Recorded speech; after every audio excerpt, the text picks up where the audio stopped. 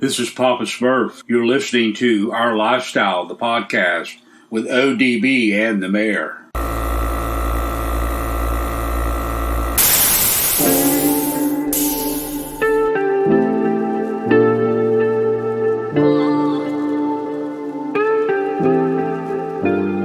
Yo, it's ODB, Our Lifestyle podcast, and we want to remind you that Bayou Showdown is going down later this year in Slidell, Louisiana, at the Harbor Center. That's 100 Harbor Center Boulevard, again in Slidell, Louisiana. Bayou Showdown is November 20th and 21st. It's the weekend before Thanksgiving, so get on out and support the scene, including Custom Car Show Productions in conjunction with Mr. Sean Randall. Bayou Showdown, November 20th and 21st, Slidell, Louisiana. Check that hashtag, Bayou Showdown, or Facebook, Bayou Showdown, for more information. My wife is just as passionate for vehicles as I am. She wants me to buy everything that's on her bucket list. That's a good woman, I tell you. Unfortunately, I don't have the property for it right now. Like, our next thing is that I want is a 62 bubble top. I want a 62 bubble top. I want a first-gen Camaro. I want one of them laid out with 24 by 15s under it. And I'm talking about laid out on the ground. I mean, you know, you can't go to a car show or a cruise-in or anything without walking around and saying, oh, what I'd do to have one of them, you know? I want them all. Well, you know, there's if my pockets were deep enough and I had enough and I had a barn big enough, it'd be dangerous. So there's bunches that I want, and hopefully I still have plenty more time on this earth to where I can still get those bunches one day. But it's just one day at a time. Right now I'm working on Farm Truck and I'm working on Sam, which is a 67 C10, and both of those right now are just consuming my time. Yo, it's ODB, Biggity Bike the Mayor, episode 245, Our Lifestyle podcast. You're going to see a little bit different feel on this one, and that's because we're mourning our brother, Mr. Greg Miller. Rest in peace. We've got a lot to talk about with Greg and his legacy, and we're going to check in with some people that knew him, that looked up to him, and we just want to thank everyone for jumping in here and listening. If you are new to the podcast, please stick with us. Let's get through this one together. But Mike, dude, my brother, I know this is not an episode that you or I would have ever wanted to plan, nor record, or have to even delve into. But I know you're coming off vacation that ended, at the tail end of, going over to Mississippi. But before we talk more extensively about that, I just wanted to check with you, bro. How you doing? Dude, we're doing, man. Like you said, we did come off a vacation, and which we had a great time, and then it ended. I'm not gonna say it ended sadly. It's ended badly or anything like that, because I tell you what, it really put an exclamation mark on it because of seeing how many people was there in support of Greg and of Tammy and Lauren, his wife and his daughter. And it really, me and Sean were sitting there, Sean Randall were sitting there, and we're talking about how you look in the room and you see how many people that all those people we would have never have met and never would have, knew these other people if it wasn't for the stuff that Greg did and bringing us all together. And so basically it was almost like it was another, car show. Greg's bringing us back together again, and we're out there hanging out with everybody and talking and, having lots, sharing lots of stories and having lots of laughs, because that's what it really was. And of course there were some tears, because I ain't gonna lie, it was tough.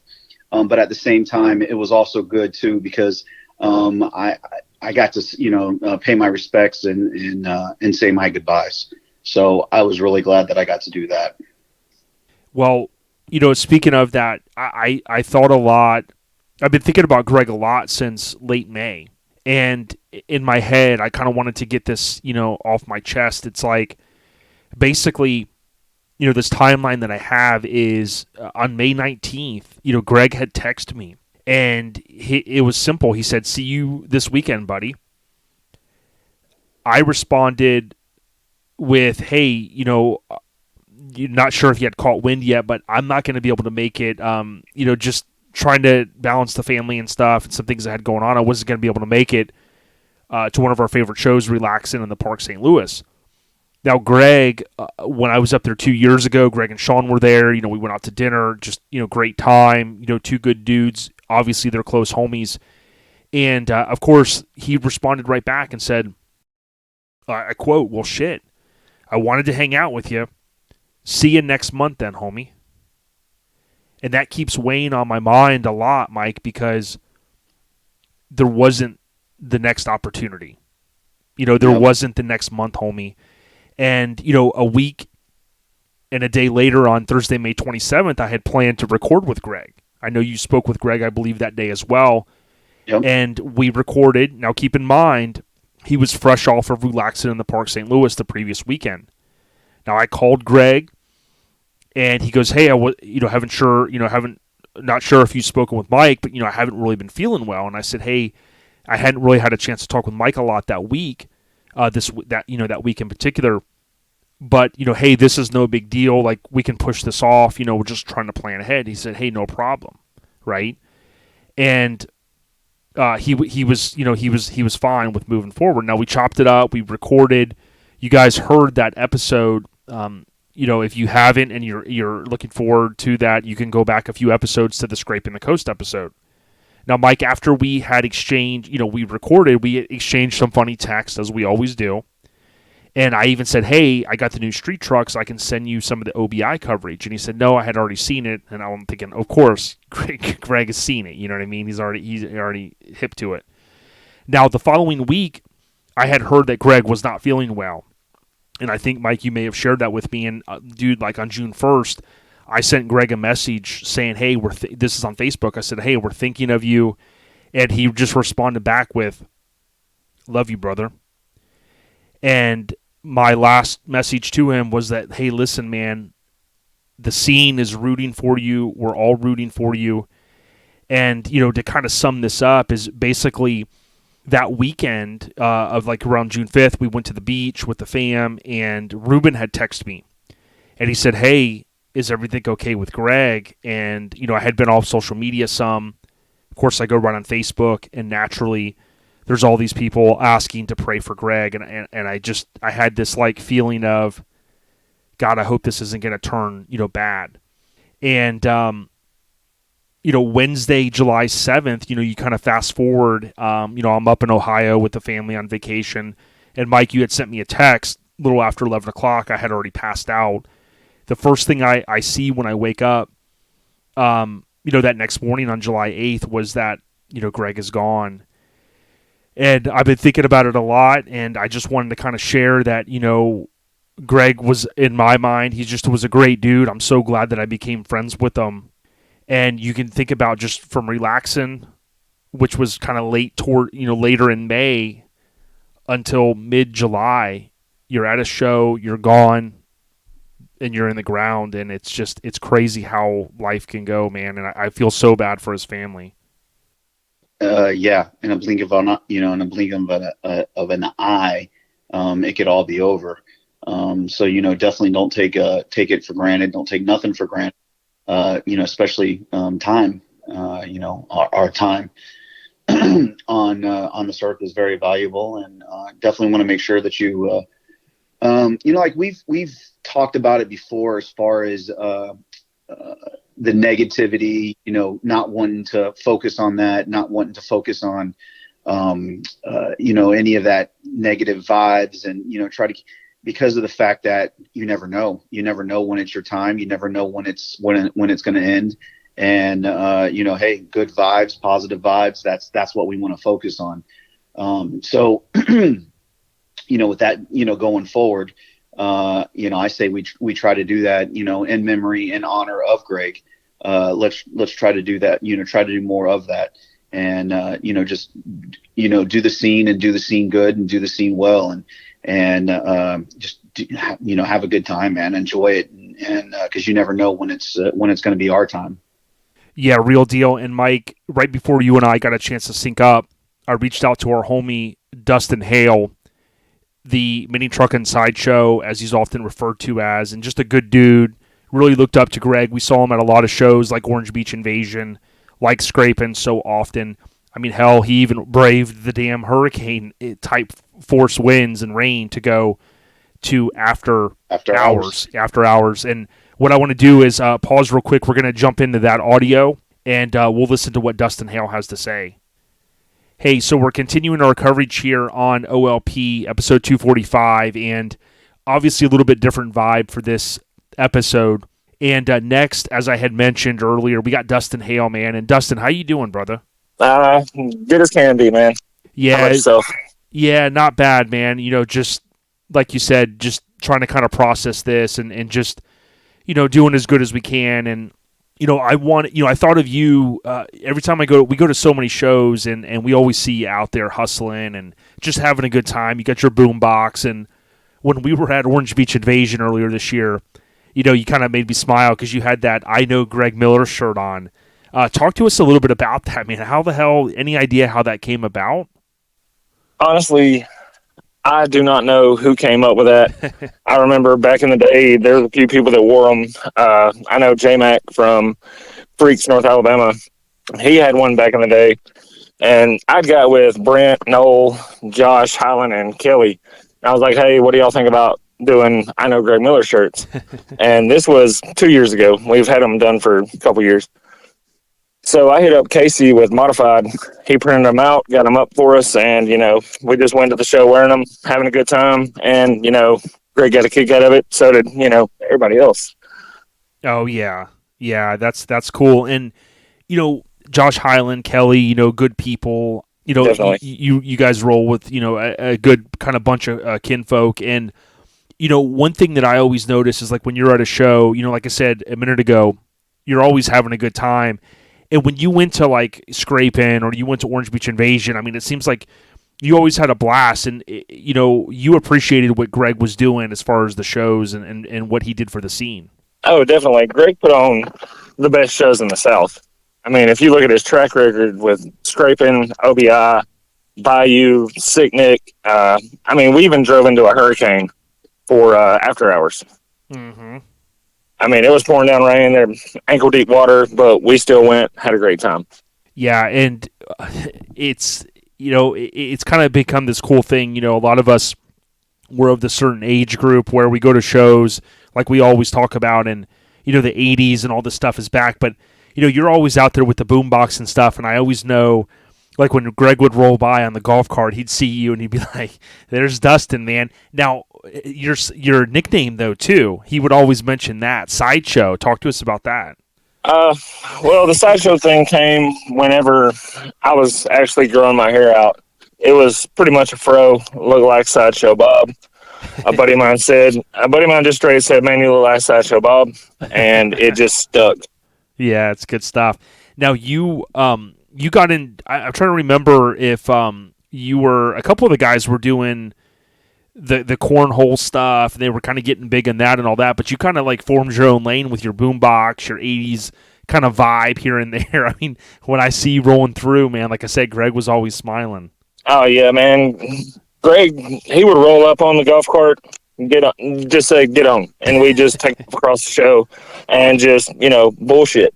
Yeah, he's a good family dude. Now, what are any memories that you wanted to kind of share of Greg? I mean, obviously you just shared that one, but or anything that you wanted to say, for rest in peace to our homie Greg, man. I mean, honestly, one of the funniest memories I got wasn't even at a show. Greg and Sean had went to I think Knoxville to pick up Sean's truck Buckwheat, the little Nissan. Mm-hmm. I was a manager at AutoZone at the time, and they ended up swinging through, hung out for a little while. Well, on their way out, there was probably 10 cop cars, had a car pulled over in the parking lot next to us. I mean, it was like a live episode of Cops. Oh, wow. Turns out a dude broke into a house, stole like 15 guns, like, armed robbery type stuff. Mm-hmm. You know what I mean? I mean, it was just one of them things. We were all there just like shocked, what the hell's going on. But I mean, in all honesty, we all know, like, hotel parking lot lobbies stuff like that. I'm surprised we have not gotten kicked out of a lot of places just for being loud in a hotel lobby or being loud doing really, really dumb shit in hotel parking lots. I mean, you know how it is. I do, and it made me think of Relaxing in the Park 2019. Greg and Sean, we had went to get some pizza with them, and that night, we were all it was this real nice lobby we were in, and Greg and Sean were sitting down there in some of the nicer seats, and we're all just hanging out, and I think like it got a little bit late, and they're like, "Man, I'm gonna order some pizza," and I forget if it was Greg or Sean, but man, just ordered some pizza up in there, and we were all just hanging out. But those are the memories that, the shows are great, but like if you think about how long we drive to a show, and then you're at a show from like 9 to 5 maybe, a lot of the time we're hanging out in the parking lots and stuff like that, even longer than we're at the show. Oh, definitely. And in the parking, I mean, at the shows are great. You know what I mean? Love seeing the show, vehicles, hanging out with your crew and everything else. But to me, the parking lot's a completely different scenario. You'll have clubs from all over just come together and everybody's just hanging out together. Oh, yeah. You know what I mean? It's a different atmosphere.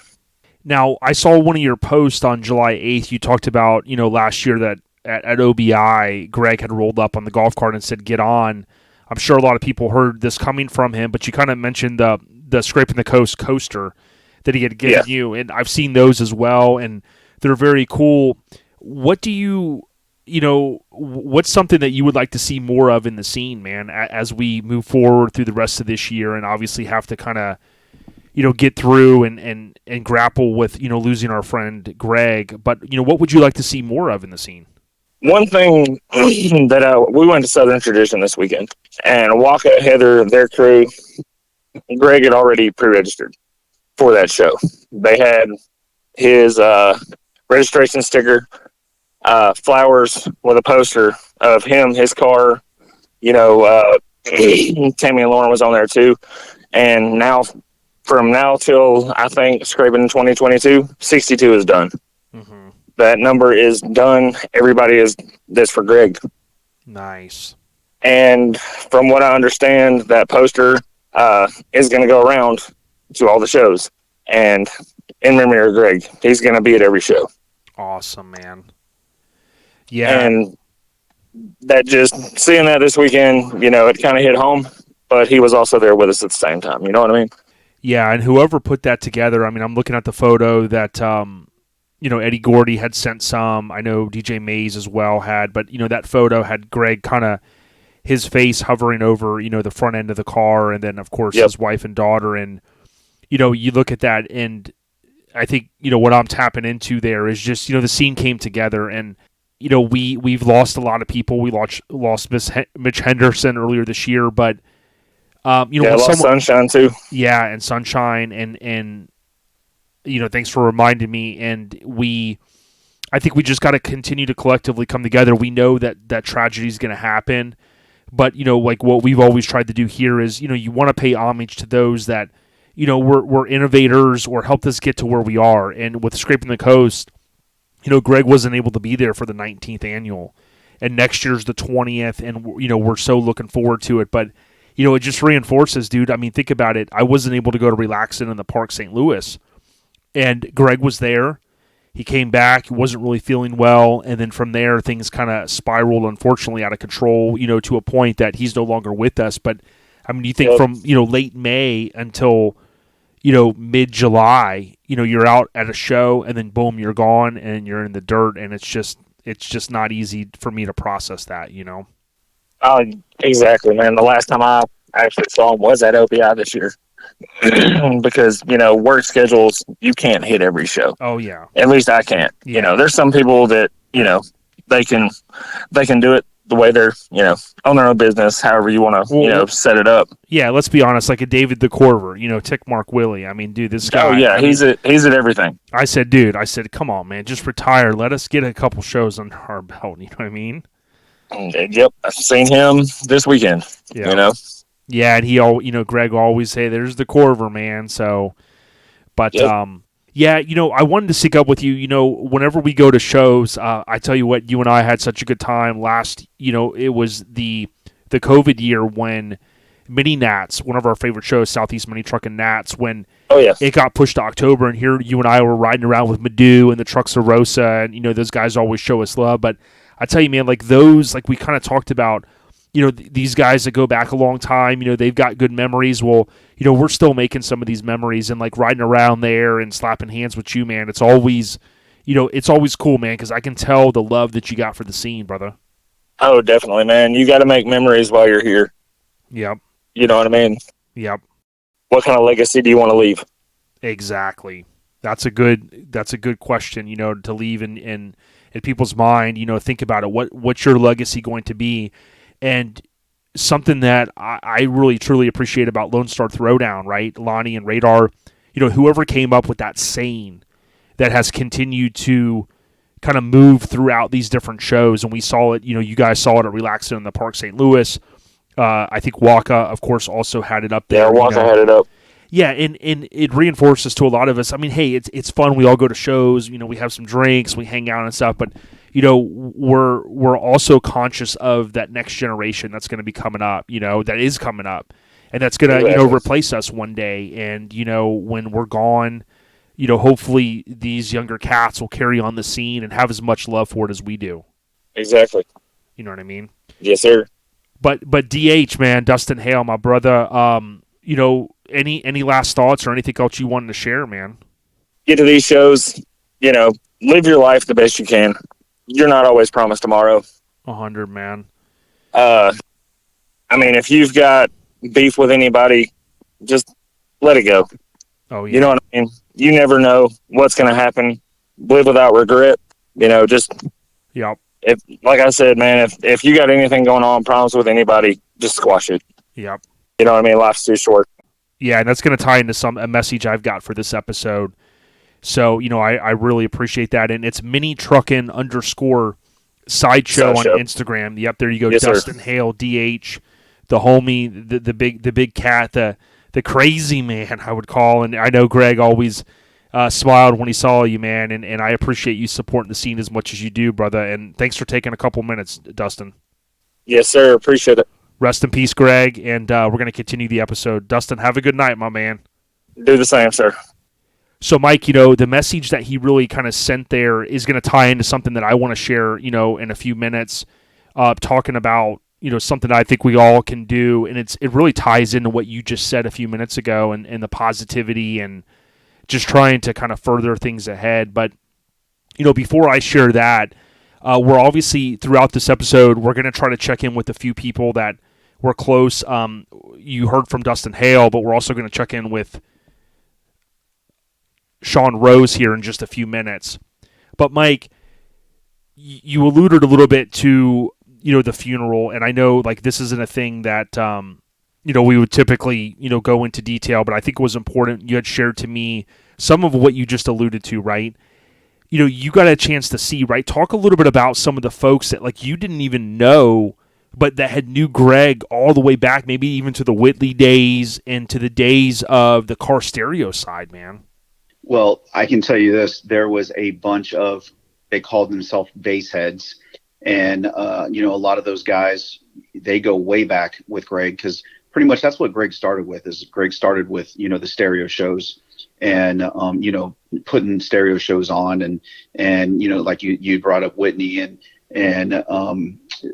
he's come on to the podcast quite a few times and talked about, how he started and whatnot. But so those guys were there and they were just paying their respects, man. And props to those guys for coming out. And there was a bunch of them that were there and they all had their, bass head shirts on. And so you definitely knew, who they were. And the one thing that the family requested they said that Greg would want is for you to come comfortable. And so I know that me and we actually were fortunate enough we rode up with the Bakers, Marilyn and Gary Baker. And if you haven't met the Bakers yet, We talk about positive, and we talk about, nothing but good vibes. And that's exactly what those two, bring to the scene, and have brought to the scene in such a short period of time. And they're such good people, and they're so great to be around. So we went to the service with, we followed them up, and we actually got to stay over there. We actually stayed at their house because we couldn't find a hotel room there in Orange Beach. Wow. Everything was sold out. So we wanted to stop and have dinner with them. And so they basically just said, hey, if you can't find nothing, just come on over. We got plenty of room. So Marilyn ended up making dinner for us, and we ended up staying over, and just some good people, man. And just so fortunate to, and once again, if that wasn't for Greg, we would have never have met, the Baker, because it was Bayou Showdown. Or I'm sorry, it was OBI that we first originally met the Bakers. And that was 2 years ago, if I'm not mistaken. And then, of course, seeing them at Bayou Showdown, seeing them at Scrapin', and then OBI again. They were definitely came out and always supported Greg's shows. And, of course, we're always there supporting Greg's shows as well. So that was definitely something that stuck, as far as with the service, and with the, as far as how everybody in that room was there because of Greg, and how he brought everybody together because of the shows that he put on, and everybody supported him, and he supported, supported the scene. And then, of course, talking with Eggroll, and I never knew this, but Eggroll and Greg went to high school together, and, they grew up together, and man, that guy had stories for days about Greg. And, the funniest one, I think, was the one where he basically came out and said how Greg is the one that's responsible for teaching Eggroll how to break dance. And I didn't believe him, but that's what he was there saying. He was talking about how, Greg taught him how to do the worm and the caterpillar and all these different. And I was like, whoa, I had no idea that Greg could even dance. And so, but that's what he was trying to say anyway, is that, I don't know if I was buying it, but that's the stories he was telling. And of course there was a whole bunch of other ones too, but we'll have to have Eggroll on one day, and he can tell us some more. If you actually see Eggroll at one of those shows, because Eggroll Hut's pretty much at a show every weekend. And, but he also shared that Greg is the one that told him he needs to come out, and he's always bringing egg rolls to the shows, and giving people egg rolls and making people egg rolls. He's like, man, y'all need to set up a booth and start selling these egg rolls. No, we don't want to do that. We don't want to do that. Well, they came out, they did it, and the rest is history. And they absolutely kill it and sell out every single time they come to a show and go to a show. So he, once again, paid tribute to Greg, and that's all because of Greg. Eggroll Hut is all because of Greg, and Greg is the one that pushed them, and they finally did it. And man, it's they haven't looked back. Thanks for sharing, Mike. And one of the things that I noticed, you talk about you were able to go over to the funeral. The wake was also that same weekend, and I had been out of town with the family, which I didn't think I was going to get to go on the family trip, so I wasn't able to be there. And I appreciate you being there and getting to hear firsthand from his friends. Now, for those that may recall, Mike, was gonna, was planning to go to Southern Tradition, and Mike, I want to thank Waka and whoever in his camp, might have been him, that came up with the idea.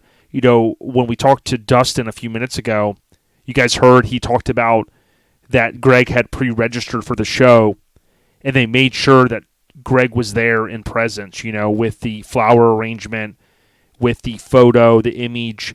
And I think that I was blown away in a very good way how many people had posted. Like I said, when I woke up that morning, I didn't know what to think. And, going on social media, I just saw the outpouring of people that said, hey, Greg was an innovator in the scene. We looked up to him. We had such a good time. We loved his events. And Mike, we don't always see that, when someone passes away, and the love was definitely there for our homie. Oh, absolutely. And, that was Waka Frank and his better half, Heather. that came up with that whole idea. And I mean, that was awesome. That was really cool that they did that.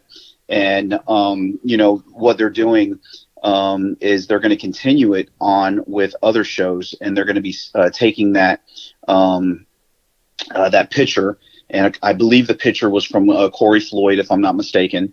And they're going to take that to all the other shows, and they're going to have that set up to where other shows can also take their number 62, and they're going to have that on display, and their number 62 registration sticker. They're going to add that to the picture, and everybody's going to be, whoever's at Scraping the Coast next year is going to present that to Lauren and Tammy, from all the shows that have participated in it. So I think that's pretty awesome that they did that. And I think it's going to be pretty cool to be able to present that to the girls next year at Scraping the Coast. Yeah, I love the idea, and it was cool that Dustin kind of shared, that as well. And I think it ties right into what you're saying, Mike. And I just appreciate the scene doing that, because I think so often, I think about this all the time, that this past weekend was the anniversary of Bruce Rivera, obviously longtime local minis member, and then also part of the RA fam. My understanding was, and that was his anniversary of his passing. And then you had Jen Lacey, that it's already been 2 years, rest in peace to her. And there's so many, and I know sometimes people probably look at the feed that we have, and some, I know we get good feedback on it. We try to remember those. We've got Courtney Hollowell's 10th anniversary, unfortunately, coming up of his passing. And so often, Mike, we want to make sure we pay homage to these people that, were a leading force in the scene, people that loved the scene and that did cool things and whatnot. And I think we're going to continue to do that. But, I think I stand with everyone, Mike. We don't want to have to do these anniversary posts, as we all start to get a little bit older. I mean, when you're young, you kind of go, whatever, you shrug your shoulders. But, I mean, there's no denying that as we get older, we've seen a lot of death in the last year, with people and disease and this and that or whatever, right? Whatever your views are on stuff. But, we try to preach about it all the time, man. Live life to the fullest. Be as cool as you can to people, and just do the right thing. And speaking of that, Mike, we're going to go ahead and call our homie Sean, spreading the love, the big homie Sean Rose, because, dude, Mike, he's doing a lot of great things. Hey, we made it happen, Mike. Thanks, brother. There we go. Sean, our brother, man. Listen, we hate to have to link up under these circumstances, but, man, I know you've, Mike and I were talking, as we kind of segued in, like all the great things. I mean, we mean that from the bottom of our hearts that you're doing for the scene and for other people. But, you seem to have forged a good relationship with Sean or with our homie Greg. And, it's just such a tragedy that he's gone, man. Yeah, no, it's been hard for me ever since, I heard the news, and it's been hard to focus and, just, trying to let it set in, and just thinking about what I could do from here for his honor and for his family. And I know a bunch of people are, doing stickers, and what I want to just tell everybody is it's a reflection of character for Greg. And, he's made an impact on so many people's lives. And I think everybody's seeing it now, and it's pretty heartwarming. But, no, it was very, very eerie to be at Scraping and not have him there. And for anybody that saw the video that I posted, kind of recapping Scraping, like they all knew that it meant a lot to me for Greg to see me actually set up at his event. And, I wanted him to see what his support was able to help build in my life this last year. And yeah, it just sucked not having him there. I know, Mike, we talk so much about what Sean's doing, and Mike, you were a leading force going, hey man, this guy Sean Rose, dude. And like when we were out there, I forget if it was 2020, if it was maybe 2020, we did a little bit of audio with Sean, and he kind of shared his message. But Mike, I mean, you see what he's doing all the time, and it's just such a good thing for the scene, man. You know, I talk to Sean, and I tell Sean this all the time, and I actually want Sean to pretty much recap, you know, his conversations with Greg and how he brought him to Scrape In and how he got to, you know, come to Scrape In and so on and so forth. And because, yeah, I mean, I met Sean there at Scrape In the Coast. And once again, because of Greg Miller, we get to meet, we meet Sean Rose. And to me, it's almost like one of those guys that I think it was a privilege and an honor to be able to meet Sean Rose and, you know, and now to form, you know, the friendship and the bond that we have. And, you know, like I said before, you know, it's because of Greg Miller. But Sean, definitely share with us, you know, how that was possible and y'all's conversations. And cause I know if I'm not mistaken, I think Greg tried a couple times to get you over there to Scraping the Coast. Yeah. And it's going to show how naive I am to everybody that's in the mini truck scene. But, for 2 years straight, Greg would hit me up on Facebook Messenger. Hey man, I really like for you to bring the love out to Scraping. And he's been trying to do that the last couple of years, just bring out vehicles that people haven't seen, vehicles from across the country. And he kept asking and where I was at in my life, you know, I really wasn't doing shows. I wasn't even really getting into the bead rolling yet. And this past Scraping where I met you guys, he messaged me again, and I didn't even know, you know, that Greg was a promoter. So he throws out the option of, if I get it for sure that you're going to come to the show, I'll put the love on the show shirt. And instantly I thought about the Drop 'em Wire shirt. They did a Love for Sarah shirt, and the love was on there, and it outraised money for when Sarah was sick. Mm-hmm. And Sarah never physically saw that shirt. It was done like 2 weeks prior to her passing. Mm. So immediately I'm like, man, that's cool, but you know, my truck's already been on a shirt. You know, it is what it is. So I thanked him for the opportunity regardless, and it kind of ended that conversation there. Lo and behold, our buddy Anthony Cobb, I tell him about the conversation. Only person I told about the conversation. And he goes, "Are you an idiot?" And I go, "Why?" He's like, "You don't realize how much that will help you grow, how much that will help you tell your story about your family and what you're trying to do to help people." He's like, "You really should reconsider that." He's like, "You need to do this trip, tell your story, meet people, and let people know what you're about." So right now, so everybody can hear it, Anthony, thank you for pushing me. Thank you for helping me make the decision that changed my life. Yeah, and you know, Mike, we often talk about, like, sometimes I know I need the push too. You know, I know a lot of people are like, "Oh, you motivate me" and stuff, but you know, we all need that little bit of push. And I think, Sean, like you described it well, that like you had a homie that saw that you had this passion. He knew you could do it, and he kind of was like, "Yo, man, seize the moment." You know, kind of like the Eminem song, "You only got one shot," as cliche as it may sound. But it was like, dude, you win for it, and like you've seen that I don't want to call it an avalanche, but like you've got that momentum that's building now. Yeah, no, it's been a huge trickle effect. And you know, I reached back out to Greg probably within that week and said, "You know what, I reconsider if it's still an option. I want to do this." And he was so happy that I reached back out. Awesome. And it was just one of those things where, you know, like you just said, Jason, it's brought so many people in my life that as soon as I've met them and walked away, I'm like, man, I was supposed to meet them. And, you know, that's you and Mike, that's, you know, people like Jason Bell. It's just, they're all, you guys are all meant to be in my life, and you guys are all going to be a part of helping people. And that means the world to me. But, you know, as far as, you know, spreading the love and Greg Miller, man, he spread the love, right?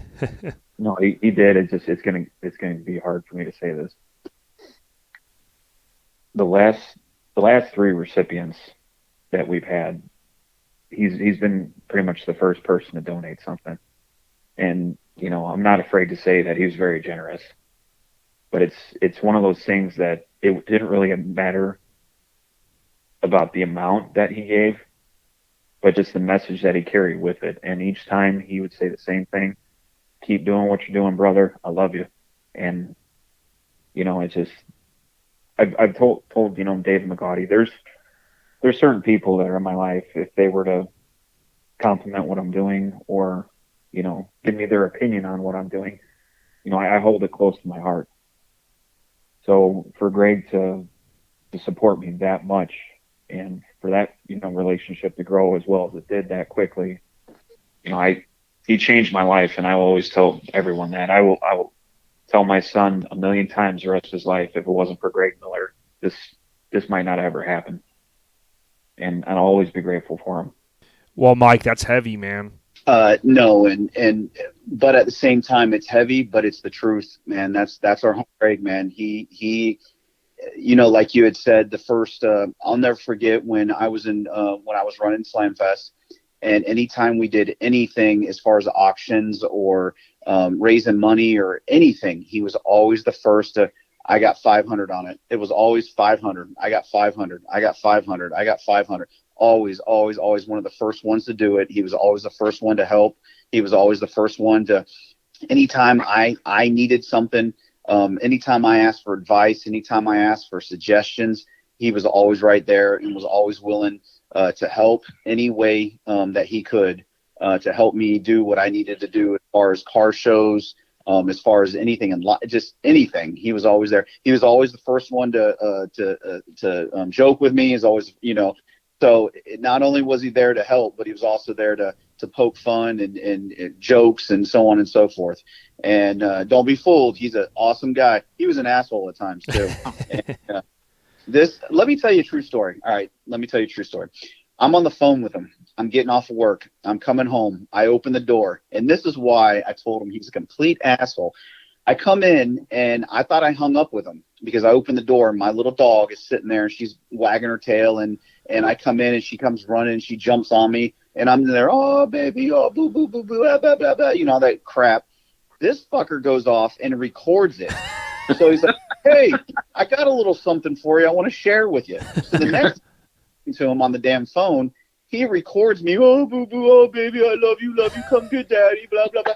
And he's playing it on me. And I was like, you mother effer. I need that sound bite now. Dude, I'm telling you, because he was the first one that I'd be talking to him. He'd be sitting in his damn chair, and he's got all his damn dogs on him. And you can hear him, oh, it's okay, baby. It's okay. It'd be freaking thundering and lightning, and the dogs, you know, and he's sitting there petting them. And I was like, what are you doing?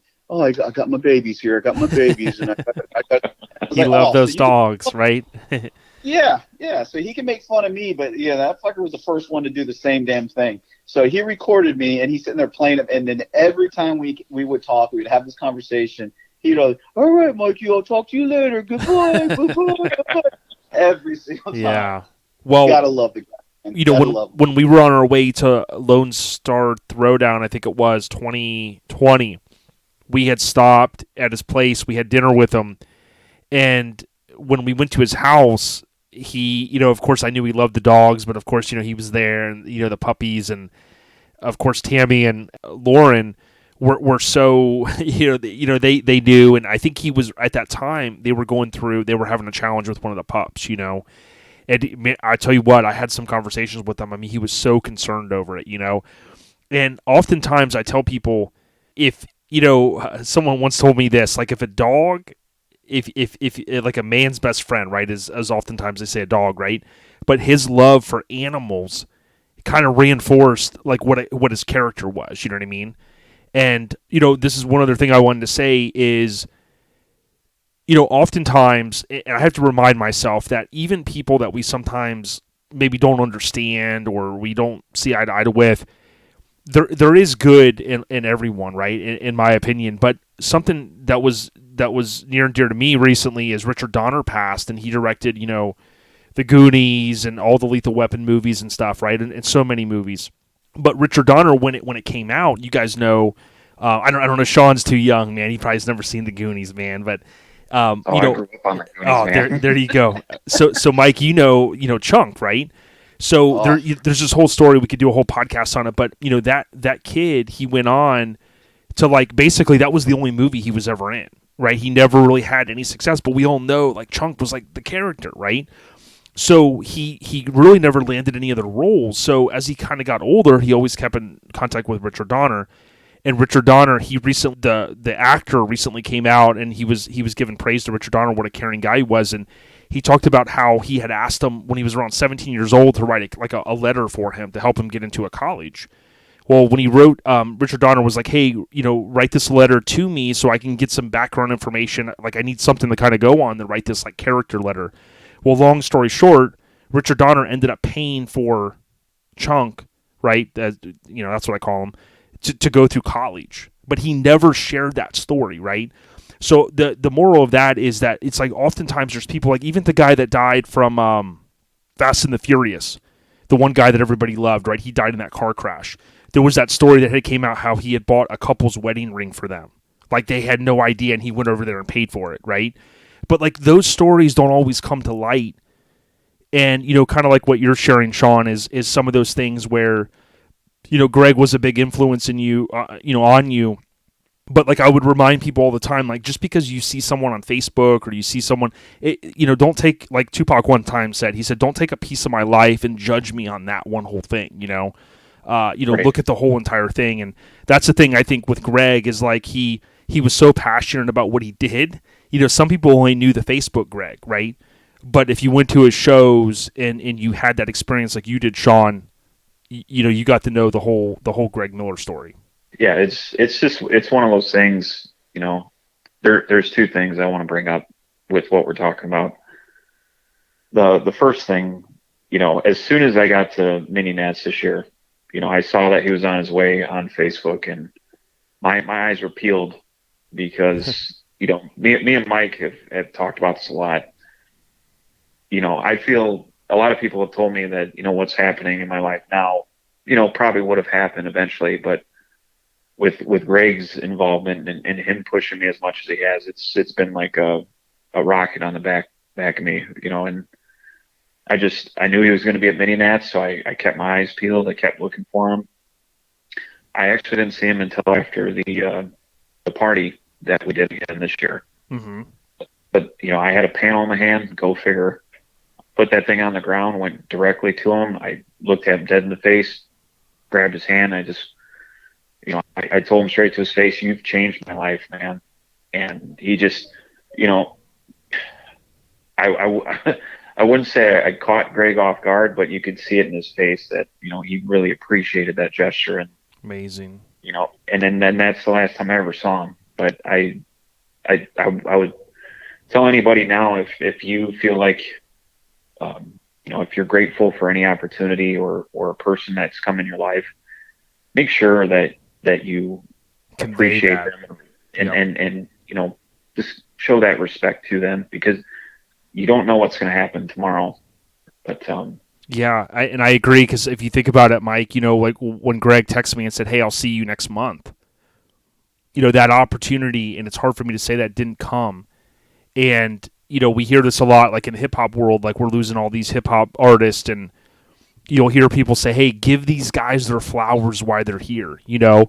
yeah, Snoop recently did that with DMX. Like, there's no secret that DMX had a lot of struggles in his life, right? But people looked up to him. They loved the energy that this guy had. But Snoop had him on one of the verses several months ago before his passing, and they said, like, DMX was so grateful for that. You know, like, Snoop is such a, like, he's at a point, and Mike, this will tie into something I'll share in a little bit, but he's at a point now where, like, he can help, like, artists, you know, he can bring people back and pull these strings, and that's kind of what Greg was able to do to a certain extent. You know, he could see the good in, like, a Sean Rose and go, hey, come to my event.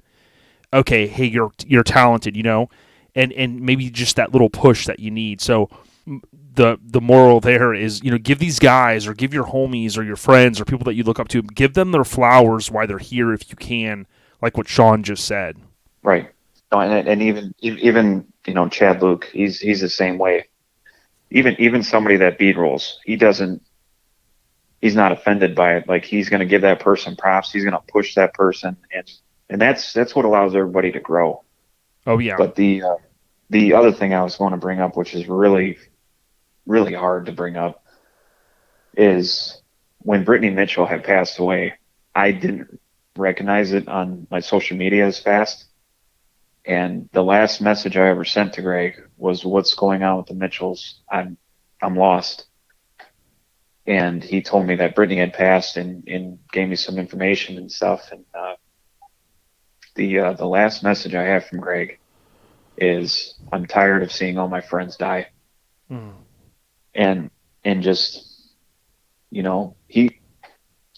people like him, Bill from Camp and Drag, they're the type of people that just because they helped you or their event helped you, they don't stop caring in those moments. Mm-hmm. They continue to care about those families and those people that they're involved in, and just reading that type of stuff from him and the conversations I've had with Bill, and those are the people I want to be surrounded by. Those are the people I want my son to be surrounded by, and just that's just who Greg was. And real deal. Yeah. Well, Mike, it's been great to be able to link up with Sean. Sean, listen, we love what you do. You helped us a lot at Scraping this year. You kind of saved us here, trying to help us get all our gear over there, and I always appreciate that. You kind of gave me a little bit of insight into some things you're working on. I'd like to have you back on, Mike, and I would.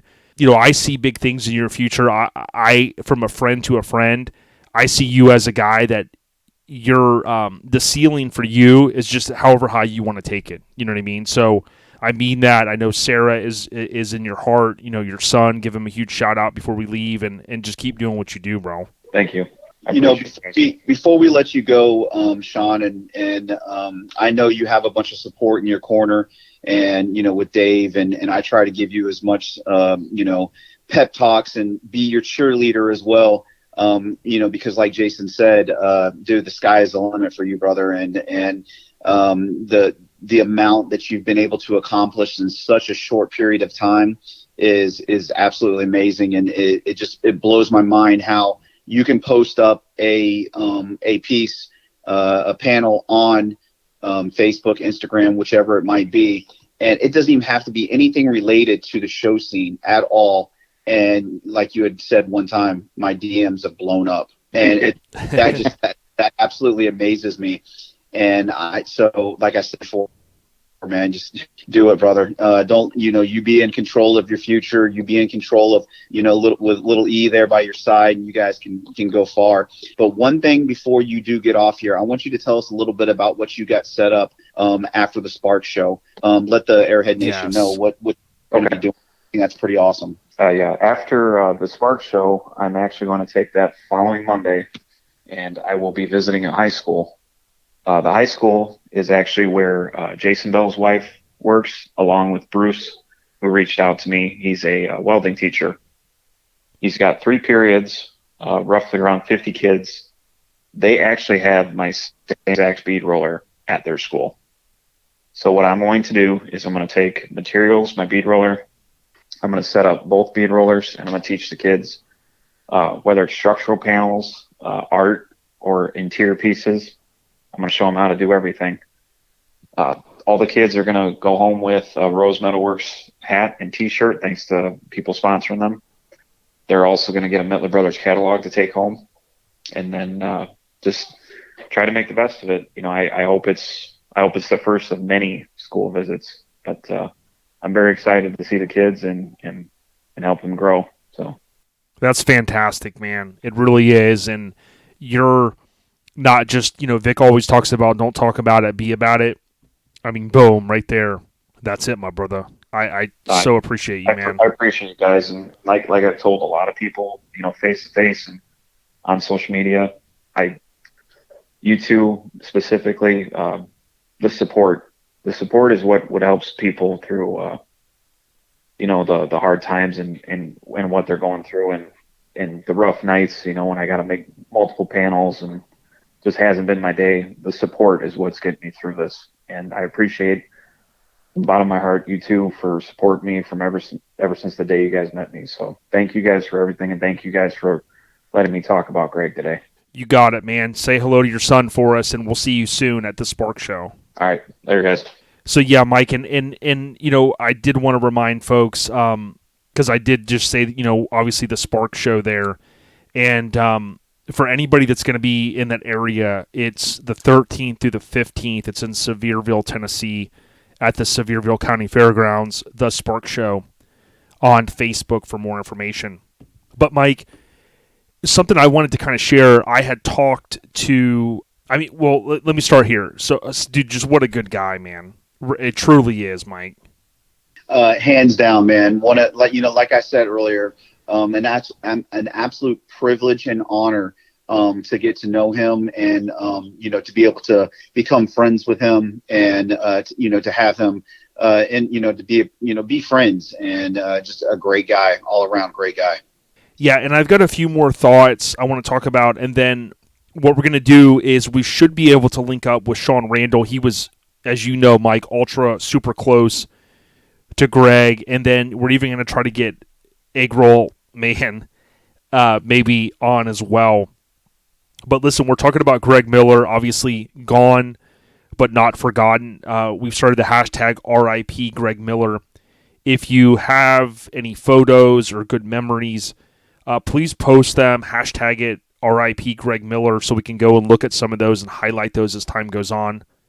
But Mike, something that I talked to the homie Josh Ellis about back in April, I've always had this vision, and I think maybe Greg is pushing me now to make it happen. But one of the things, obviously, you know, we've heard, you know, Dustin Hale even said it earlier, and I said, hey, this is going to tie into something I'm going to share. But when you think about, you know, many of you, as I'm kind of talking here, something's going to pop in your head, right? But there's, you know, I want to challenge everyone out there, Mike, like your friends, peeps in the scene. I mean, you, Mike, hell, even me, you name it. This is for everyone. And I believe it's for the greater good of the scene we all love.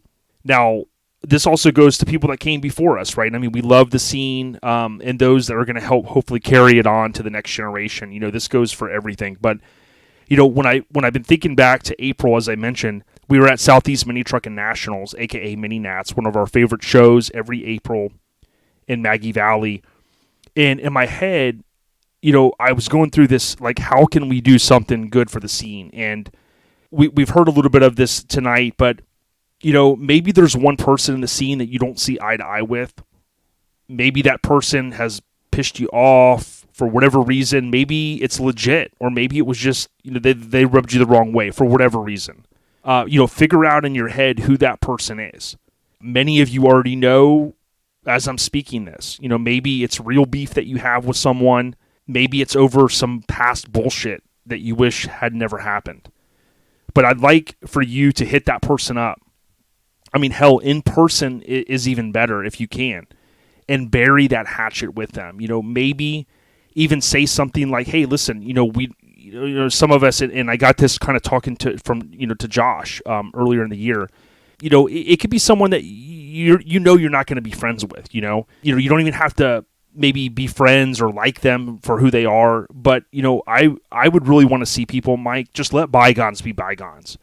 I mean, Snoop even did that with Suge. You know, he even made a song, Let Bygones Be Bygones, and these guys fought over money and contracts and, I mean, homies dying. I mean, that's a true beef right there, right? And Snoop was even able to go, let bygones be bygones, right? Now, if you want to take it a step further, Josh and I talked about this. Take a selfie with that person. Post it on Instagram. Post it on Facebook. And hashtag it OLP Beef. It's simple. OLP Beef. Bury the beef. Doesn't matter what it's over. If it's something that you really feel that you can just reconcile and just, hey, shake hands with the person. If you'd rather not share, Mike, hey, that's fine as well. Now, I know I've got some things, too, that I want to put in my rear view. You know, and I do believe, Mike, it's for the betterment of each of us. You know, just move on from the bullshit. Be the best you can be. Let's move the scene forward. I spoke to Greg at a lot of shows, including Relaxing in the Park, St. Louis, back in 2019. We spoke for over an hour about so many great things and his visions. And, he's kind of pushing me now to go, hey, you know what? Just move past the bullshit. Remember, anytime you're successful, you're always going to have shit that happens. You're going to have people that maybe don't like you. But Greg knew in his heart that doing things for the scene and doing things like Sean Rose talked about, to support the scene and to support those that supported the scene, Mike, that was for the greater good. You know what I mean? So I challenge everyone, even if you don't want to share it, or maybe you do. Maybe you're going to shake hands with someone and say, hey, listen, we're not going to see eye to eye. I got no problem with you. Don't have a problem with me. Let's move ahead. Let's build off of that Lone Star Throwdown message. Courtney would have wanted that, right, Mike? All these OGs that are no longer with us, they would have, I'm sure, appreciated it. So, I mean, what do you say, Mike? No, I think you absolutely nailed it. And obviously there is me and Sean Randall were having this conversation earlier when we talked, and not saying that we got to be friends with whoever it is that you need to hash out that issue with. But obviously, like you said, let bygones be bygones, and just move forward. Hey, just be cordial and to say hellos. Not saying you have to go have dinner with this person, fucking go over to their house and hang out and blah blah blah. But just hash it out and move forward. Yeah, because you don't want to have, just like what Sean said, what Sean Rose said. It's like, hey, you don't want to have situations that that could have been resolved. Let these people have their flowers while they're here, if they're a good homie or they've done good things for the scene. And, again, I think it's for the betterment of the scene. And I'm telling you, if just one of us or 10 of us or 100 of us can do that, it's going to make the scene stronger. And I know there's some beefs on the West Coast, man, dude, are like the Hatfields and fucking McCoys. You know what I mean? And, Mike, I'm not saying we're ever going to be able to bury all those, but there's a lot of bullshit that we always hear. I mean, hell, this kid the other day got killed because I don't know if it was him or his friend disrespected the Nipsey Hussle mural. They spray painted or something over it. And the kid was on IG Live and they killed him. Now, wow. I'm not going to say that you shouldn't go and, you should disrespect that kind of stuff. I think that's the younger generation trying to be, in my opinion, trying to go viral and be cool. And I look at it and say, dude, that is like the worst thing you can do. You know what I mean? You shouldn't go to OGs and say, fuck you, or disrespect them. I mean, it's just not the right thing. But at the same time, there were other comments that I had read that said, hey, when are these people, in this certain genre of like hip hop or certain areas or gang stuff, when are they going to stop killing each other over something that's like, okay, you spray painted something, right? Do I think it was super disrespectful? Obviously, absolutely. It's just like if you get pulled over for a speeding ticket. If you follow the rules, you shouldn't get killed, right? I mean, nobody should get killed over, a moving violation or something that's like, okay, your blinker's out, Now listen, don't do anything stupid. Try to do the best you can and interact with people. But I think we all have something to learn from it, is that we just let's not let things fester and get out of hand for stupid things. And this isn't even specific to Greg. This is just Greg kind of pushing me and saying, hey, Jay, do it for the greater of the scene. So that's my story. No, and I definitely appreciate the message and thank you for, putting that out there, because, obviously, it's well noted and with us and other people, that there are beefs and that there's issues and whatnot. And so, like you had said, next time I see, person, I will make sure I will be the bigger man, and I will make sure that my hand's extended and we'll hash out whatever differences we have. Yeah, let's do it for the homie Greg, because, he would appreciate the scene coming together. I mean, next year's STC Scraping the Coast 2020 or 2022, which is the 20th anniversary. There's so many good things going in the scene. I mean, the homie out west, Mike, at Mini Truck Showdown, he's on the rise, and you see LST is continuing to build, and you got like the Spark Show and Sparks in the Park, and all these awesome shows. Southern Tradition just went down. There's tons of things coming next year. There's NC. We're getting ready to highlight a lot of Negative Camber. Good guys. Josh has been helping us. Ruben's been helping. We're going to be highlighting them. They're going to be celebrating their 30th anniversary. Let's build upon the success of RA's 30th, ST's 30th, NC's 30th. Pave the way for the OGs. Let's continue to respect them. But let's raise the youngins as best we can. You know what I mean? Because I know some of us listen to hip-hop these days, and we kind of scratch our head and go, dude, this is kind of some weird shit. Regardless, I'm sure people thought we were freaking weird in the 80s and 90s. You know what I mean? Listen, my dad was like, Wu-Tang Clan, what the fuck is this, man?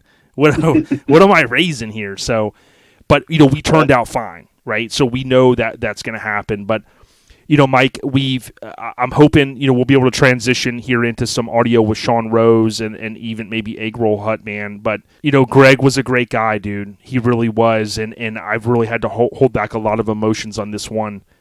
I've been thinking about him a lot for the past 5 or 6 weeks, and he's just a good dude, man.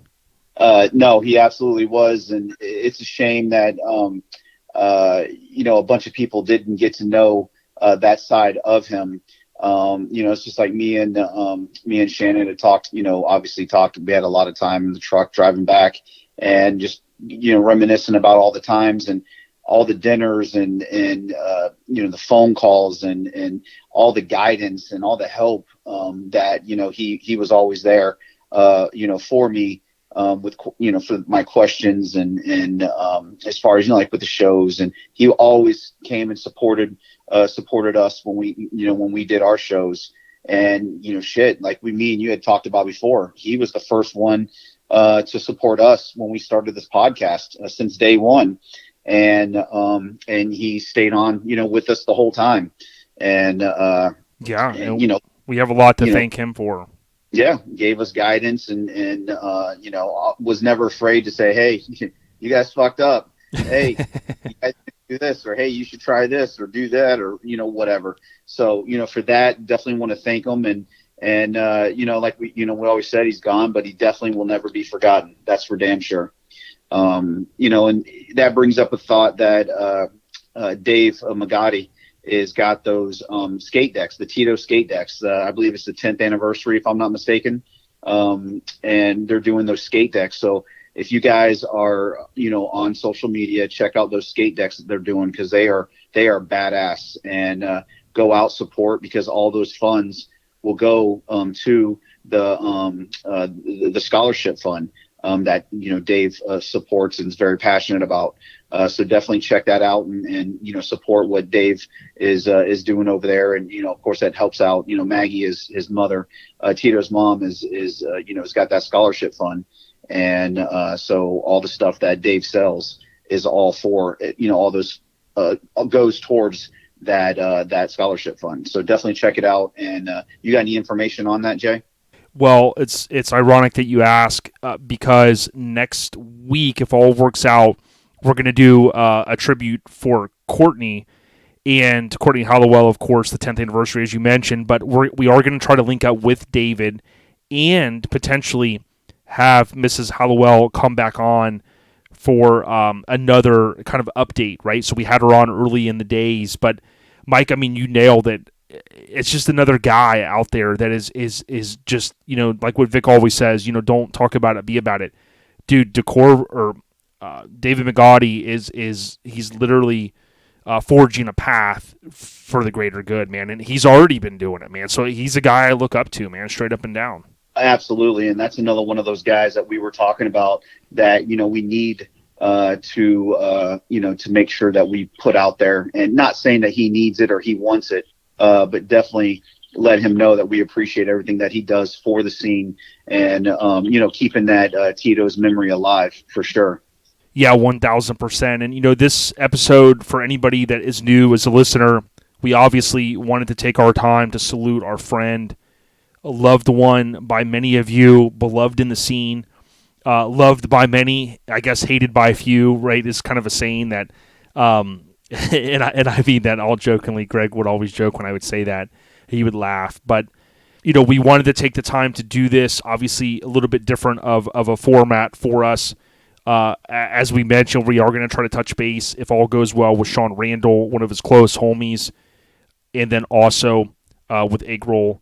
Mike, dude, it's been good, just kind of refreshing to step out here a little bit from our comfort zone and talk about some things that, maybe aren't so easy to talk about. But, Dustin, Hale, thanks for the time. Sean Rose, Rose Metalworks, and, we'll see what else we can kind of pick up here. But I guess in closing, we've got a lot of good episodes. Josh has been helping us a lot, as Ruben has. Got like the next 5 or 6 all storyboarded out. There's going to be a lot of good stuff. Some unbelievable guests, some really cool stories. I mean, some stuff that you guys have forgotten about that's just going to be like, boom. Some's going to tie into Crew Cut. Some's going to tie into some OG NC stuff. So, but Mike, it's always a pleasure, man. And I know you're looking forward to your show next January. Bro, I can't wait. And just want to definitely give a shout out to everybody and appreciate all the support. And, we actually just got up to 64 registrations, pre-registrations. And guys, if you haven't done it yet, just hit up, www.eastboundgetdownshow.com. That's the website. And, get those pre-registrations in. The first 250 pre-registrations are going to get a pre-registration shirt, a pre-registration keychain. I say pre-registration. These are only going to be given away during the pre-registration. They're not going to make any. I'm not making any more. But you will get a shirt, you'll get a keychain, you'll get some stickers, and you'll get a koozie for pre-registering for Eastbound Get Down. So definitely check it out, eastboundgetdownshow.com, and get those pre-registrations in. Appreciate everybody that's done it so far. And like I said, we're up to 64. So we're doing pretty well, and look forward to putting on, John and myself and the girls, we look forward to putting on a good show for everybody to come out, hang out, and enjoy. So check it out and get pre-registered, and let's get ready to have a damn good time. Yeah, you saw the homie Simmons Paint is already pre-registered. I think I saw him comment. Roxy and Simmons Paint, they're going to be coming out, the big homies. So that's good stuff. Yes. To all of Greg's friends and family, we mourn with you. Greg was a great dude. And I would also say to Greg's business partners, guys, you guys know you were a big part. I give much love to the entire Custom Car Show production family. I don't know, how all of that was perfectly, how all that was kind of structured. But I do know that, like, anytime we went to a show like Lone Star Throwdown with the fam, they always treated us like family, and we really appreciate that. Greg did a lot for us. You guys collectively as a team did.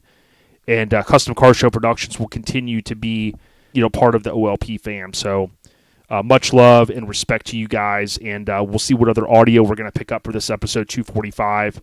Working on the next 4 or 5 or 6 episodes as we keep the pedal stomped into the rest of 2021. Stay safe, be well out there, everyone, and live life to the fullest, because you just never know when it's going to end. That's all I got, Mike. Hey, Airhead Nation, with that being said, we on to the next one.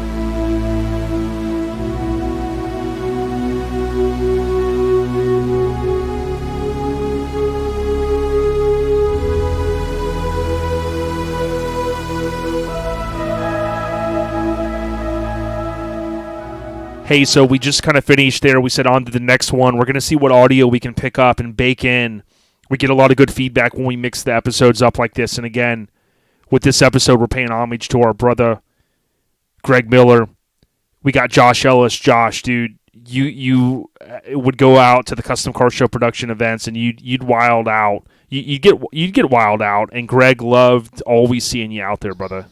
Yeah, Greg loved, he liked to be wild, man. You can get him crazy, get him riled up. But yeah, Greg's a real good man. I think you and I were talking earlier this week, but life is precious, man. It's short. You shared a story with me or via text that you shared with me, man, and that kind of hit home, and it makes you think about things a little differently. I mean, I try to stay positive and keep the positive vibe, but it's, it's on my mind heavy. Yeah, it definitely is. And, it was funny because he, we're kind of telling some funny stories with this one a little bit. And one of the things I thought was cool is, obviously you and I are big hip-hop fans, but when you started calling Greg the little nickname you had for him, it always kind of made him laugh, didn't it? Yeah, I call him Suge Miller because he's running the game, man. The car show productions, and has said probably some of the baddest shows in the country, and they're almost 2 decades strong. But yeah, he was a good guy, man. He synced up to me. I know when he had the Mazda, he had he bought. I think he went and hoarded everything and 90s on the internet, so he had stockpiles of everything. So he shot me a message and asked me if I was interested in an Alpine deck pull-up. I picked that up from OBI this year. And then, kind of the moments with Greg, it's the first time I went to Mike's show after hours, right? After dark. Yeah, after dark. And Greg gave me, I think I won Best of Show, but he gave me free entry to Scraping on the Coast. And I ended up having to work things, so I missed it, which, I regret that still to this day. But I like to have the look of kills inside. But by him giving me that, and we stay close, and, sometimes we disagree on some things. Sometimes we agree. But every show, he was a cool stand-up guy, man. And the biggest thing with him, I think, is his heart. That he would do anything for anybody. If he can make it happen, he would do it. If he can't make it happen, he would try.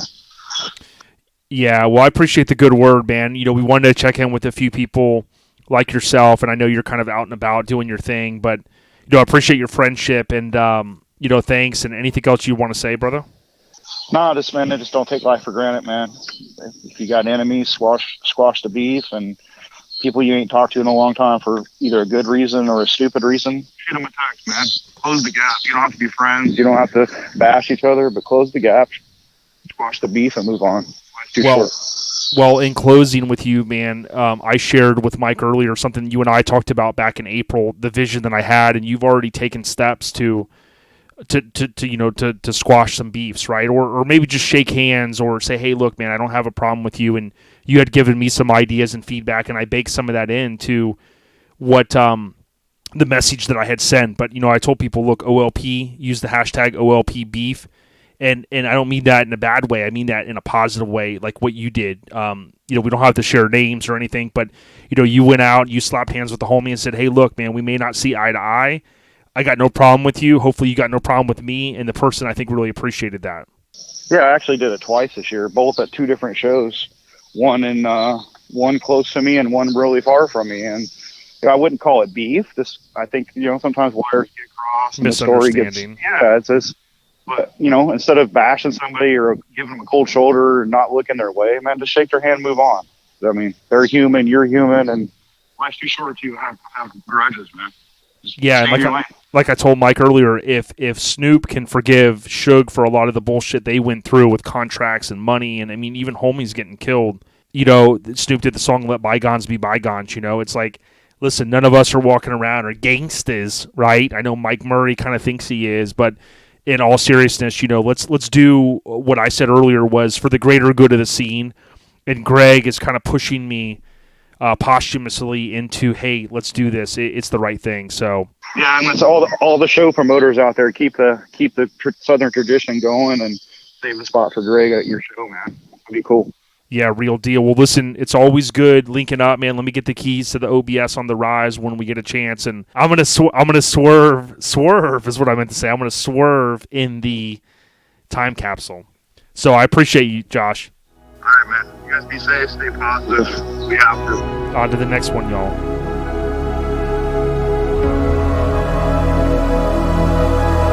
Yo. So we basically Mike and I wrapped up our segment. You heard that. And again, much love to Greg, his awesome partners that he's had over the years. He's worked with a lot of different show promoters, including his team that puts on Scraping the Coast, really good kinfolk. And, of course, other shows like Orange Beach Invasion, Bayou Showdown, After Hours. Now, I did want to mention, I know kind of the beginning of this episode was, a little bit of a, kind of a hodgepodge. You heard at the top Bayou Showdown, which was pre-recorded. But I did roll in with a segment that was a couple of minutes. And that piece, I wanted to thank Ed Eister. He had hit me up on Facebook and said, hey, man, I know you're probably working on something for Greg. I went back and listened to the episode before Orange Beach Invasion where you guys were promoting OBI, and at this mark, around an hour and 38-minute mark, there was the piece, and I shared that you heard at the top, and that was kind of Greg talking about some of his other visions for different vehicles and his wife being on board and just the excitement that he had. You could tell his ears were perked up, and he was smiling, talking about the different vehicles. But there was a key thing towards the end of that segment before we rolled into our principal audio where he talked about, hey, as long as, Lord willing, that I've got the time left to be able to do all these things. And that was recorded just 4 months ago. You can see how quick life changes. Now, with that being said, I am going to reach out to the homie Eggroll, as we call him. I talked to him a little bit earlier this week. He's a great guy. You're going to see him at a lot of different shows. And always enjoy linking up with Sherwin. He's a good dude. And let's see if we can get him on the phone. Call Eggroll. All right, well, we got Eggroll, man. Thanks for taking some time, dude. Listen, I know we're all kind of mourning our friend, Greg Miller, and I just wanted to say thanks, man, for taking a few minutes, brother. Of course, man. Thank you for having me. Now, listen, Mike had mentioned earlier in the podcast that, obviously I didn't realize there was a lot of history. Talk to us a little bit about, anything you want to say about Greg, but, you guys go back, man, 2+ decades. Yeah. Well, me and Greg went to the same high school, and of course he's 2 years older than me, but we went to the same high school. To this day where we live now, we're only 5 to 7 minutes away from each other. We always supported each other.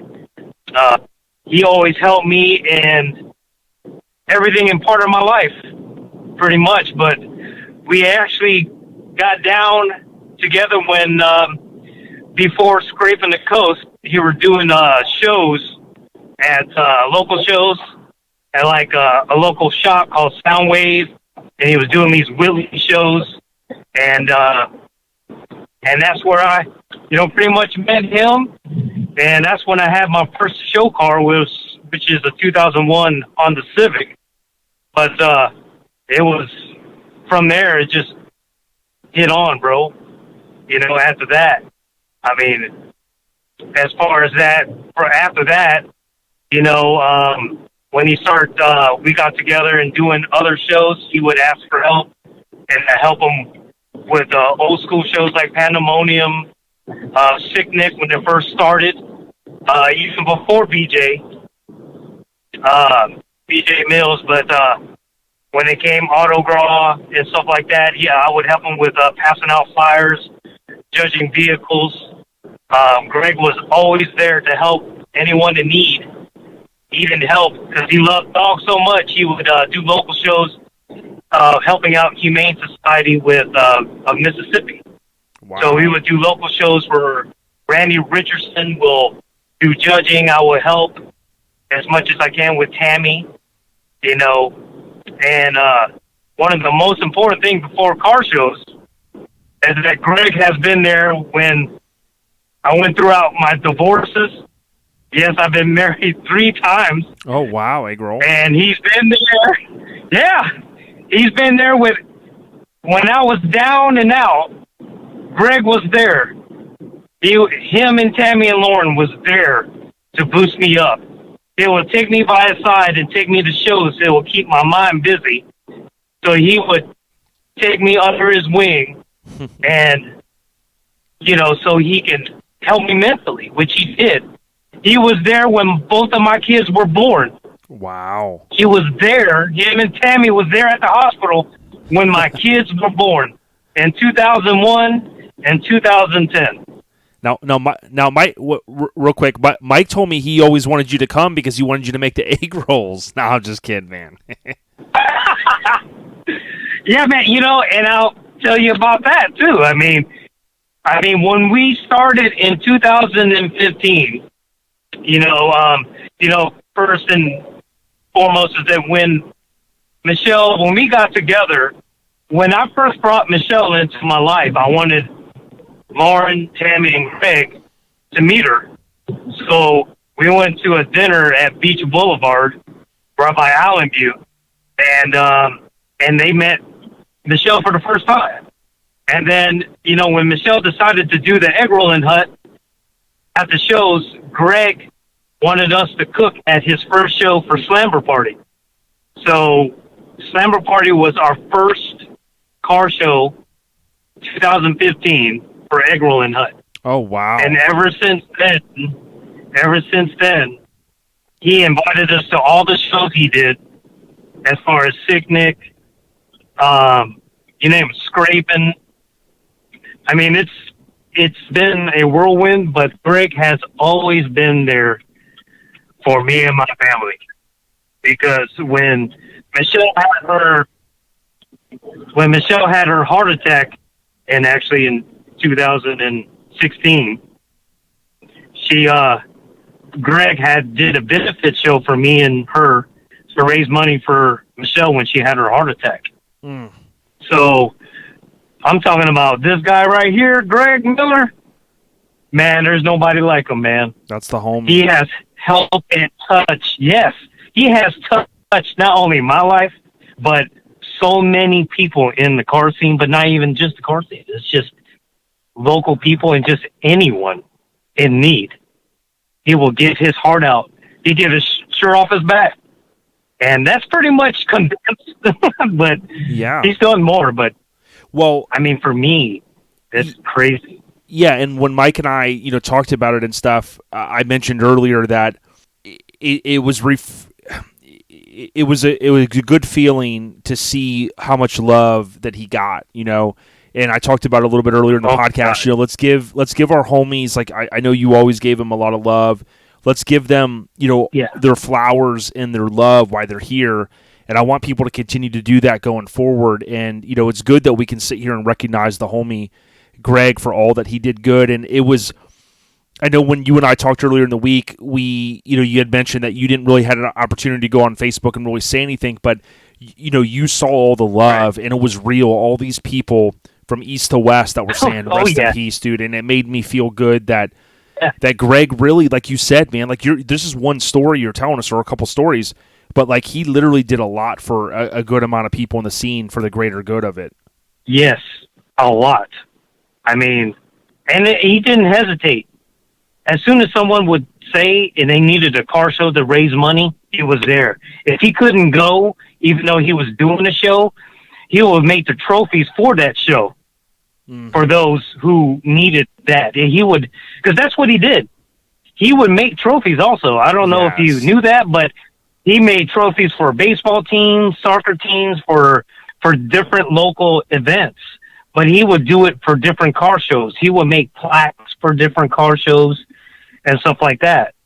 You know, and as far as Toys for Tots, he supported, you know, my car club, you know, with Toys for Tots every year to give so many bikes and toys. He will fill up his bed of his truck, even his trailer, and he'll show up at the spot. And it would just unload because he would just give and give, man, because he knew that he received so much from the good Lord, he just wants to give back. I love it, man. Because he knew that he had the chance to give back. And ever since he had that many chances, he would do that for many people. Yeah, and that's something that I think is important, and I hit on a little bit when, you know, Greg, and maybe not everyone knew all these stories or they didn't know all this about him, but he had such a vision to go, hey, if I invest in this scene, if I invest in these good people, or I can push Eggroll to come out and come, boom, he's a vendor. Now I got some food here. You know, Sean Rose, they started to forge their relationship. You know, all of that is so monumental in this movement, I'll call it, that he had. And for STC to be hitting almost 20, but like you said, you mentioned the name earlier, and I've talked to Greg about this before, but the Whitley days, I mean, that goes back to the 90s. Yes. So, it's big stuff. Back in the day. If you guys didn't know, you know, Greg was part of a mini truck club called Innovative Trends. It was him, Eric, Miles, and they had mini trucks, man. Old school mini trucks, snug tops, had a bunch of 15s and 12s and everything. Right. That's why it's bad. I mean, this group was so big on the coast. I mean, it made an impact. But by the time I got my car ready, they already disbanded, But I tried so hard to get in that club, but they kind of disbanded. But it's okay.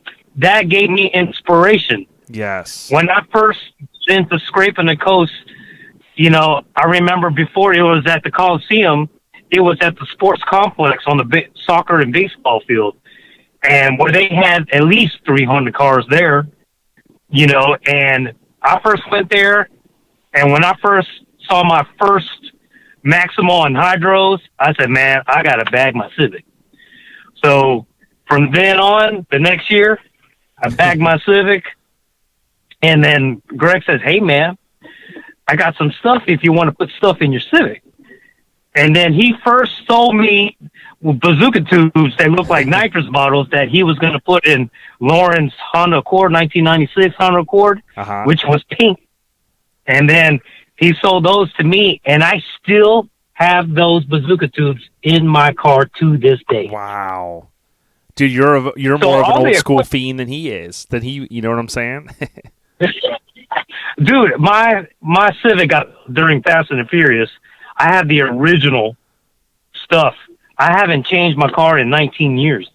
Damn, well, it's all coming back, homie. You're set to go already. Yeah. Yeah, I mean, I have what's called what people say the mini Truckin import. Because the next time I paint my Civic, which is hopefully soon, I'm going to do an old school mini truck paint job on it. So nice. That's and I'm going to dedicate that to Greg, even though it's my daughter's car. She loved Greg too, Mr. Greg so is Miller. my son. Mr. Greg Miller, I hear children you. Talk, bro. Yeah, he did.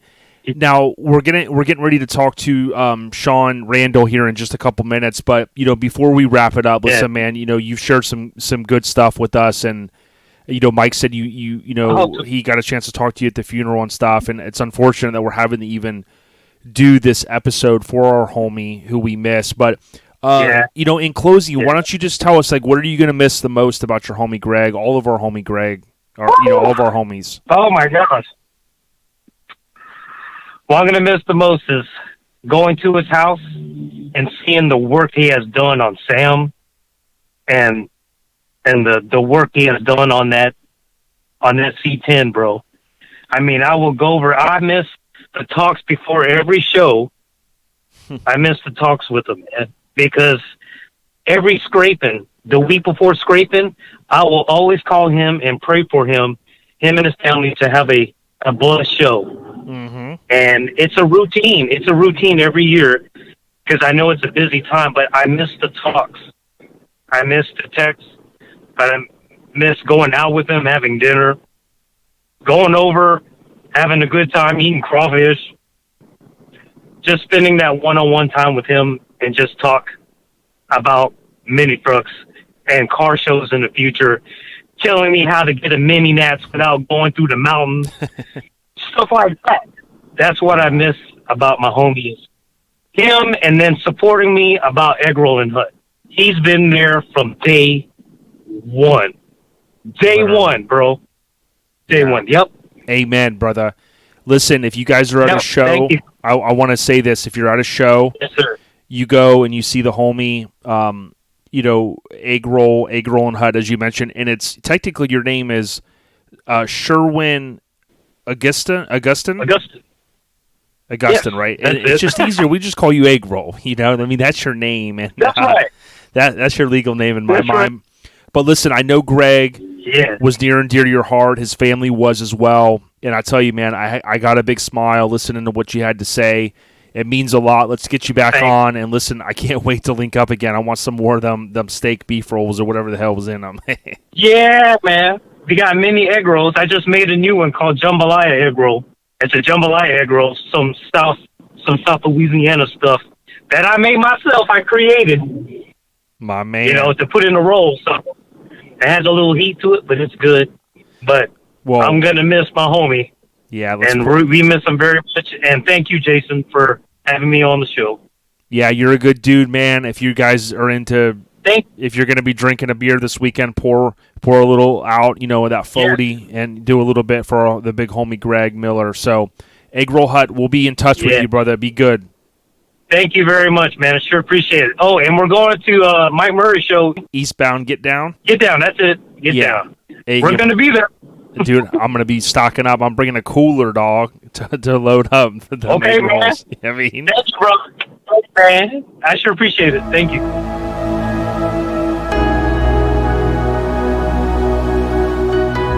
Yo, so, man, I had just an awesome smile on my face thinking about Greg while Eggroll was talking. He's a good dude. I learned some stuff about him I did not know. I didn't know that his roots go that deep in the scene. If you're at a show, as I mentioned, try to go by, support the homie. Him and his old lady are out there. I think she's younger than he is, and they're always doing the dang thing. I think the last time I bought stuff from them was at Sparks in the Park, Florida show, the Decorvers. They put that one on every April up in the Panhandle. It's a damn good time. And, man, I was so hungry, was feeling a little hungry, so I had to go get some egg rolls. But, again, the lineage there, to use one of Ronnie's words from C10 Talk, is that the web is deep from Greg Miller. And as you heard, it expands over to the big homie, Eggroll. Now, I'm getting ready to call Sean Randall the big homie. And, you know, Sean, arguably, in my mind, is one of the closest guys to him the last 4 or 5 years, maybe even much longer. And always appreciate Sean Randall for what he does. And let's just go ahead and jump on.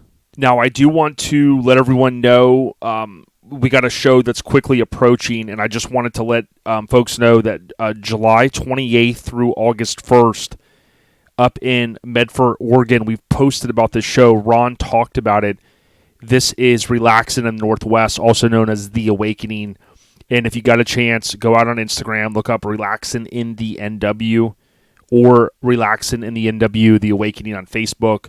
It's going down. It's a camping-style show, but there's other things that are going on, and I just want to mention that because we're getting closer to actually we're past the midway mark of July, so I'm still undecided if I'm going to be able to officially make it. Just got some things going on here that we had planned that I had forgotten about, but if you can get out there, support them. The event was canceled last year because of COVID, but Relaxin' in the Northwest. Let's go ahead and call our homie, Sean Randall. What's up, my man? Hey, not much, Sean. I appreciate you taking a little bit of time, homie. Yeah, brother. Not a problem. So listen, last night, Mike and I, we had recorded some, and we talked a lot about, you know, our friend Greg. I know you were very close with him. And, you know, we got a chance to hear from Dustin, Sideshow, Sean Rose. I talked to Eggroll a little bit. And, you know, I just wanted to say, man, I'm sorry for the loss of all of our homies, but one of your really, really good friends. I appreciate it, my man, for sure. Yeah, it's no problem. And, you know, we wanted to extend out to you. You know, you're a friend of the podcast, your family, rather. And, you know, when you think of Greg and you think of the legacy that he left behind, I mean, it's a big one. But, you know, any memories that you wanted to share or anything that you wanted to say out to everyone, all the listeners? It's definitely unexpected. You know, even though he was in the hospital for as long as he was, we still thought that, oh, hell, he's going to come out of it. You know what I mean? But he didn't, so it's a bad deal. I know. And you, like, when you started to become, like, because it seemed like, I mean, obviously, I've been knowing you guys now 5, 6, 7 years. I mean, I went to Scraping with Vic back in, I forget if it was like 2013, 2014 was the first year I went. But how did you meet Greg? So I met him in the Whitley shows back in like the 90s. Oh, wow. Okay. It does go back that far. Yeah. So, I mean, we wasn't good friends until, you know, the past, you know, 7, 8 years or so. But we've known each other since back then. He used to do a bunch of Whitley shows and Crank It Up shows and stuff like that, stereo shows. And he done quite a few of them, like around Mobile and Gulfport, Biloxi area. He did a bunch of Crank It Ups over in New Orleans and stuff like that back in the day. And of course, all of my stuff was where I run into him at was whenever he done them here. He done like there was a Circuit City here in Mobile that he done it at, and a couple of stereo shops that he would do stuff at or whatever. And that's how I met him, was back then. So known him a long time, but we just hadn't, like I said, we've been friends. So I'd actually gotten out of the scene for a little while, and just had life, you know what I'm saying, kids, yeah. But I got back in, and then when I got back in, one of our first shows we went to was actually Scraping, like, what was that, 2012, huh, Kristen? Yeah, so like 2012 is where I kind of got back into it. And we went back to Scraping in 12, and then either 11 or 12, somewhere in that area.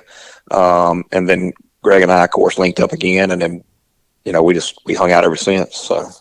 Yeah, and one of the things I always noticed was that, like, when I went to his house, he loved dogs. We all know that. I mean, he posted about it. And when Eggroll, I just did some audio with him that the listeners just heard.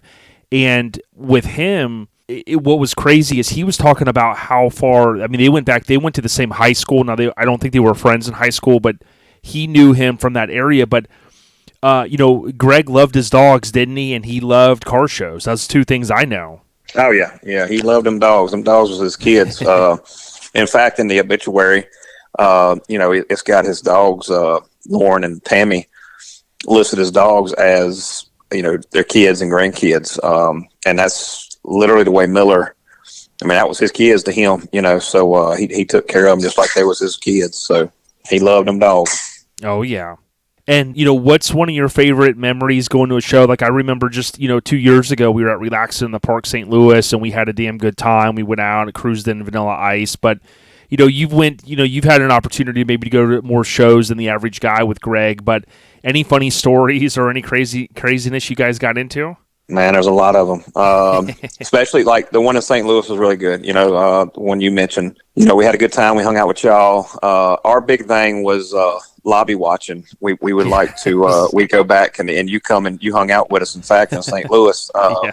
But we like to go back and lobby watch and watch folks and, and talk crap and everything else. But for instance, Forbidden Fantasy, I guess it was around 2017, 18, somewhere up in there. We was out at Forbidden Fantasy, and we was sitting down. So, I live on the coast. Greg lives on the coast. He's in Gulfport.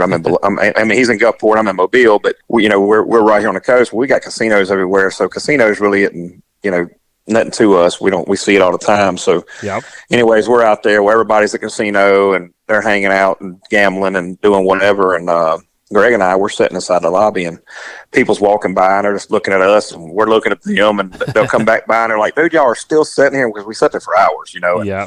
But before the weekend was over, like the whole lobby was just full of nothing but mini truckers and everything else hanging out and talking shit and making fun of people and everything else, and so just good times doing that, and a bunch of laughs, and of course people was up in at it's called the Ivy, that casino that's out there that we do that show at, or Brian Good does the show out there, and it's got like I don't know how many levels it is, 5 or 6 levels or whatever that you can see, and people was all up on the levels, standing there talking, and everybody's just kind of like in the lobby but still on the levels looking down and hollering and hooting, and we had a good time, but probably one of the or not the funnest, but a really funny one.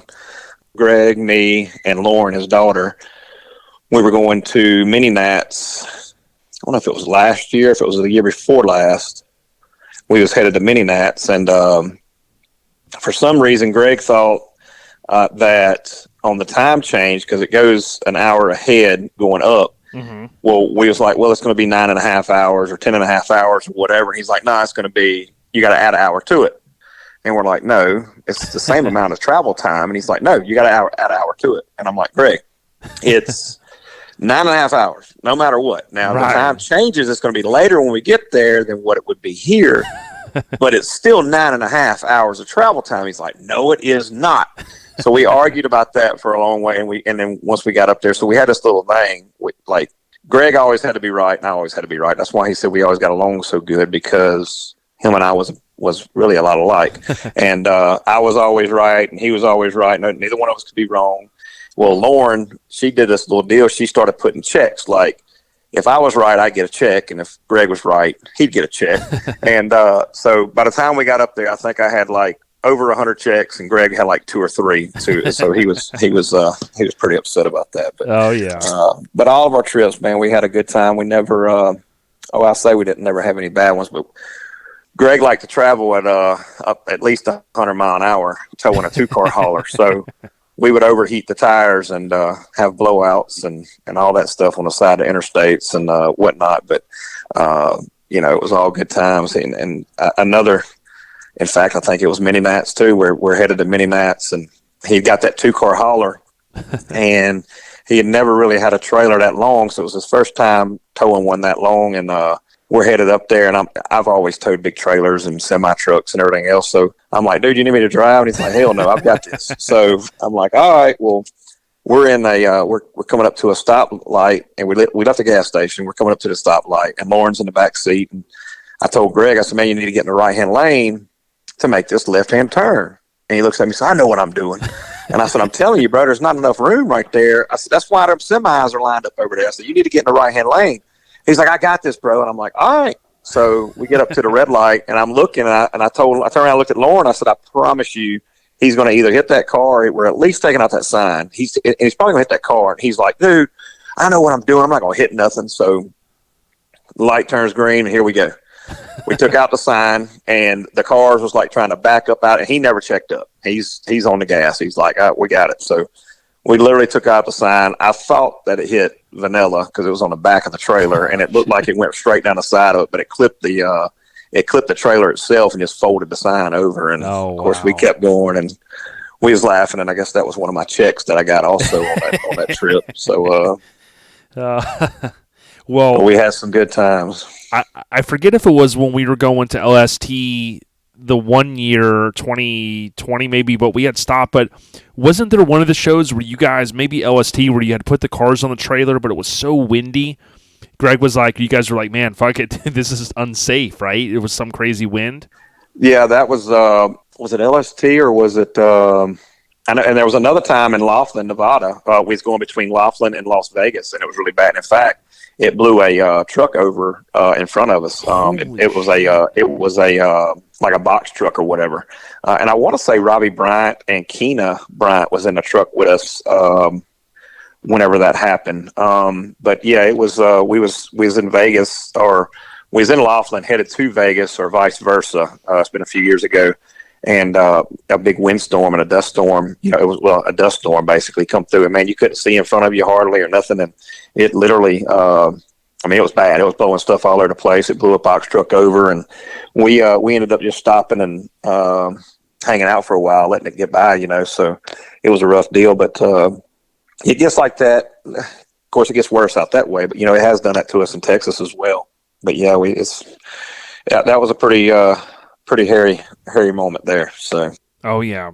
And something that I always thought about, like when I met you, we talked about old school BMX and all kinds of stuff, but you talk about Greg loving his, of course, family shows, the dogs, but also the old school stereo, dude. This guy, man, I joked with Greg, I said, dude, you're a fiend. And he's like, I know, man, I gotta have it. And he really collected a lot of stuff, didn't he?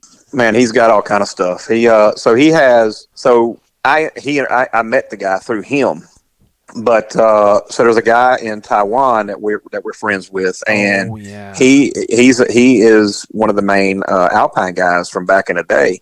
And Greg bought literally it's number 2 of the 7909s of the 7909 Alpine radio head unit. Yes, and Greg has number 2 that was ever made, and what it was, they had number 1 and number 2 in a display case over there, and that guy's held on to 1 and 2, which he won't let number 1 go. He's gonna keep number 1, but Greg was able to purchase number 2 from him, and man, Greg's got man, there's no telling how much stuff he had. I mean, he's got all kinds of. He did sell some of it off, but there's still a lot of stuff, or a lot of good stuff over there that he had bought, was collecting and stuff. He's got some real good stuff, and it's all, man, it's like brand new. Everything he's got, it's mint. You know what I'm saying? He don't have nothing that nothing to skin up. It's all mint, and then he bought a bunch of punch stuff, which I've got a bunch of old school punch stuff that I'm putting in buckwheat, and he found some of it for me actually.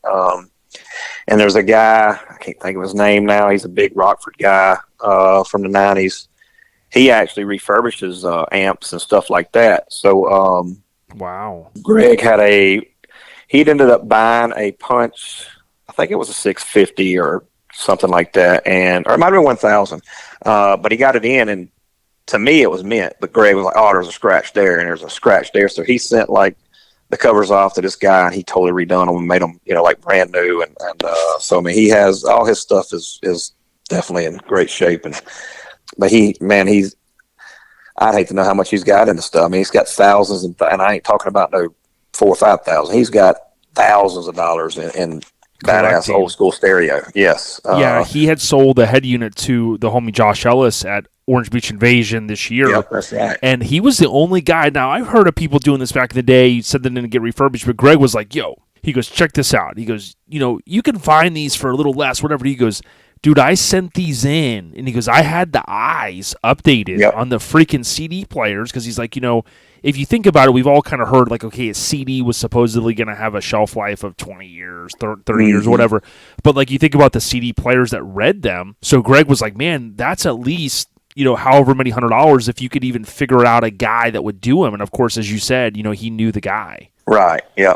Yeah. He knew the guy and got all that done. And like all my stuff that I've gotten, they're all refurbished and like new. And I've got actually, and Greg actually had them.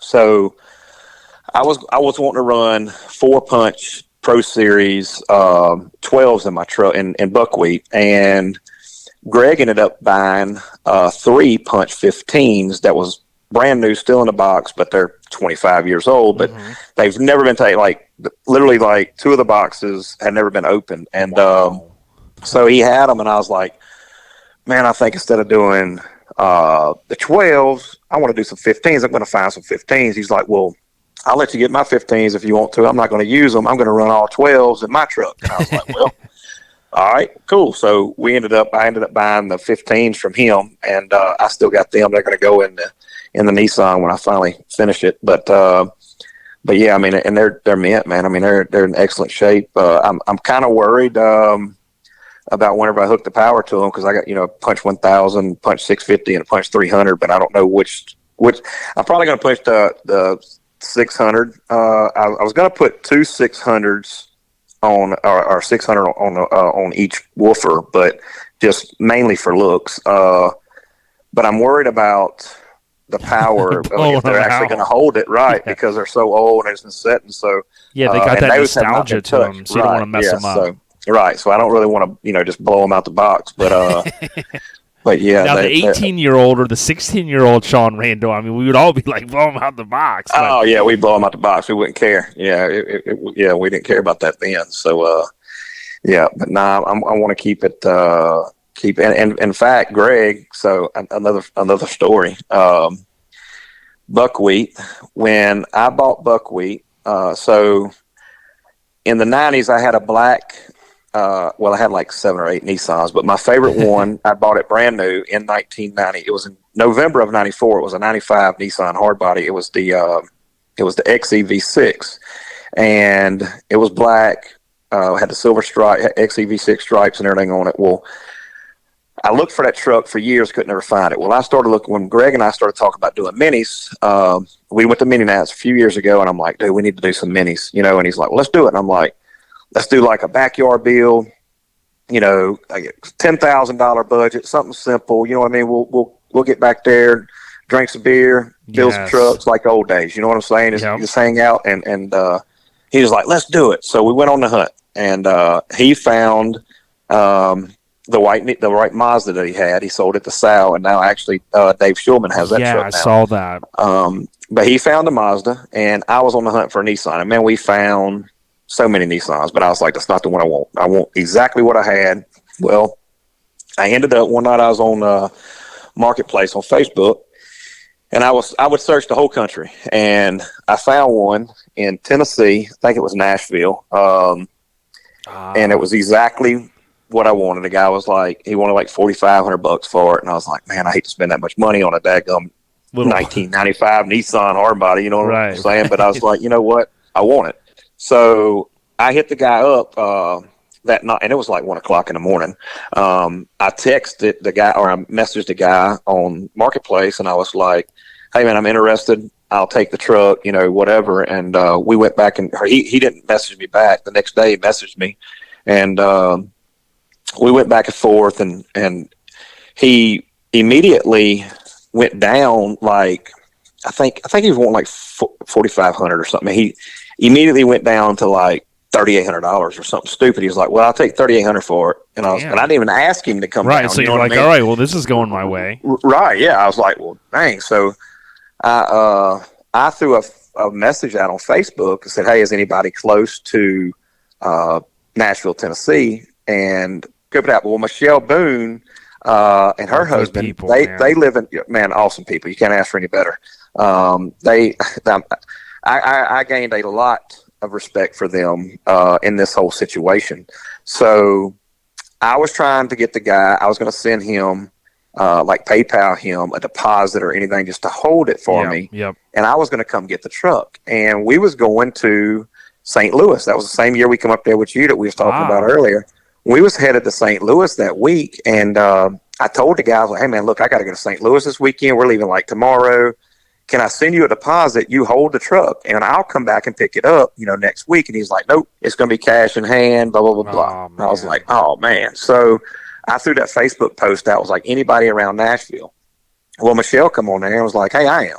And I was like, awesome. So I inboxed her, and I said, look, I got this deal, this truck. I want this truck, and basically I need y'all to go, if you don't mind, I need you to go put your eyes on it, make sure it runs. I don't care if it's ticking, as long as the body is straight and it cranks up, I want it. Yep. And I was like, I don't care about the interior. I don't care. I just make sure the body is straight, make sure it hadn't been wrecked hard or anything, because the guy swore it hadn't never been wrecked. It was a one owner. It was his grandfather's truck, and they pulled it behind their motorhome, and his grandfather passed away, and that's why he had the truck. So they said, no problem. Well, we went to St. Louis, and Michelle had called me, and I ended up PayPaling them the money for them to just go buy it, and they went and took the cash and bought the truck. Well, come to find out, they don't live nowhere close to Nashville. They live in Knoxville, Tennessee, which was like a 4 hour. Yes, it was like a 4 or 5 hour one-way drive for them. And I had no idea. So we're in St. Louis, and they call me, or we're going back and forth that Saturday, and I got on the phone with Dustin, her husband, and he's like, man, hey, it runs good. I drove it. Everything seems good. It don't have a headliner in it. I said, dude, I don't care. He said, but everything else, he said, man, the seats are nice. He said, there's no cracks in the dash. He said, it's a really nice truck. And I said, well, buy it, and he says, okay. And I said, I'll come up there next week and get it. And he says, okay. So long story short, I told Greg, I said, dude, I done figured up the hour difference of if we cut through, because I'm still thinking they're in Nashville. Right. And I'm like, Greg, when we leave St. Louis, let's run down to Nashville instead of coming through Mississippi. Let's run over to, through that way and come down through Alabama, and I'll get the truck. And he's like, man, I ain't doing that. That's way out of the way. I'm like, dude, it's like 3.5, 4 hours out of the way. Then you use the hour difference with him and say, no, man, we're going to save an hour. Right. Yeah, no doubt. We're going to save that hour, remember? Right. But no, I was like, it's like 3 hours, 3 or 4 hours out of the way. I forget exactly what it was. It wasn't much. And he's like, nope, I'm headed home. And I'm like, dude, you're killing me. So we're getting closer. I was kind of mad. You know what I'm saying? I'm like, dude, come on. I'm going to have to drive, because I'm looking at it like, well, now I'm going to have to drive 8 hours north and then 8 hours back south home, because I'm in Mobile. So I'm like, I'm gonna have to drive 8 hours north, 8 hours south, whenever we could literally just go a 4 hour trip and pick up the truck and it's done. And so we're on our way back, and I said, I tell you what, drop me off in Hattiesburg. I'm gonna unload vanilla. I'm going home and I'm leaving. I'm going to pick it up tonight. And this was on Sunday. We're coming back from St. Louis. Holy shit. And he's like, no, you're not. And I said, I remember this part of the story. Okay. Yeah. I'm like, yeah, I am too. And he's like, dude, you're not going up here tonight. I said, drop me off when we get up to Hattiesburg, because Hattiesburg, so Highway 98 runs straight into Mobile from Hattiesburg, Mississippi. So it's about an hour and a half drive to my house. And I was like, you drop me off, because he was going to keep going south on 49 to Gulfport, which is where his neighborhood is literally off of 49 there. And he's like, all right, if that's what you want to do. I said, well, that's what I want to do. So we pulled over in Hattiesburg, and the whole time he's bitching. He's like, I can't believe you're doing this. And I unload Vanilla, and I tell him, all right, brother, I'm gone. You be safe. Holler at me if you need anything. I take off, and I come in, and I get home, and I put Vanilla up, and I tell my wife, I said, all right, we're going to swap out some clothes, and I'm going to Nashville to pick up this truck. And she's like, are you serious? I'm like, yep. So I'm hooking my trailer up to my truck and everything else. Well, Greg called, and he's like, hey, what are you doing? I said, man, I'm getting ready to go to Nashville. He says, no, you are not. I said, dude, I'm telling you, I'm getting ready. He says, well, damn it, wait till tomorrow, and I'll go. He says, I'll come pick you up in the morning. We'll take my truck, and we'll go.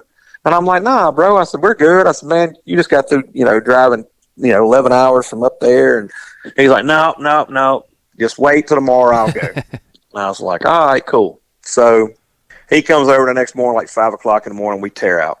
It ended up being like it was literally yes, it was a turn and burn. We left out of here, went straight up. Well, I'm thinking I'm like Nashville. You know what I mean? So we're headed to Nashville. Right, you're like barbecue, man, trucks. Right, yeah. I'm like, shit, we're going to Nashville. So we're, I don't know, an hour from Nashville or so. Well, probably about 2 hours from Nashville. And he said, you punched in their address yet? I'm like, man, I ain't even got their damn address. Let me hit them up. So I hit up Michelle. I was like, hey, what's your address? I said, we're not far out, So she sent me the address, and it was like 6 hours the other way. And I was like, oh, shit. I was like, Greg, I said, they're in Knoxville, bro. He was like, what? I said, yeah, they're in Knoxville. And he's like, you punking me? Right, yeah. And he's like, holy shit. So we start jet setting our GPS. Well, man, it takes us down some country roads, and we're literally, Greg's running like 70, 80 mile an hour on these country roads. The road is wide enough for like one vehicle.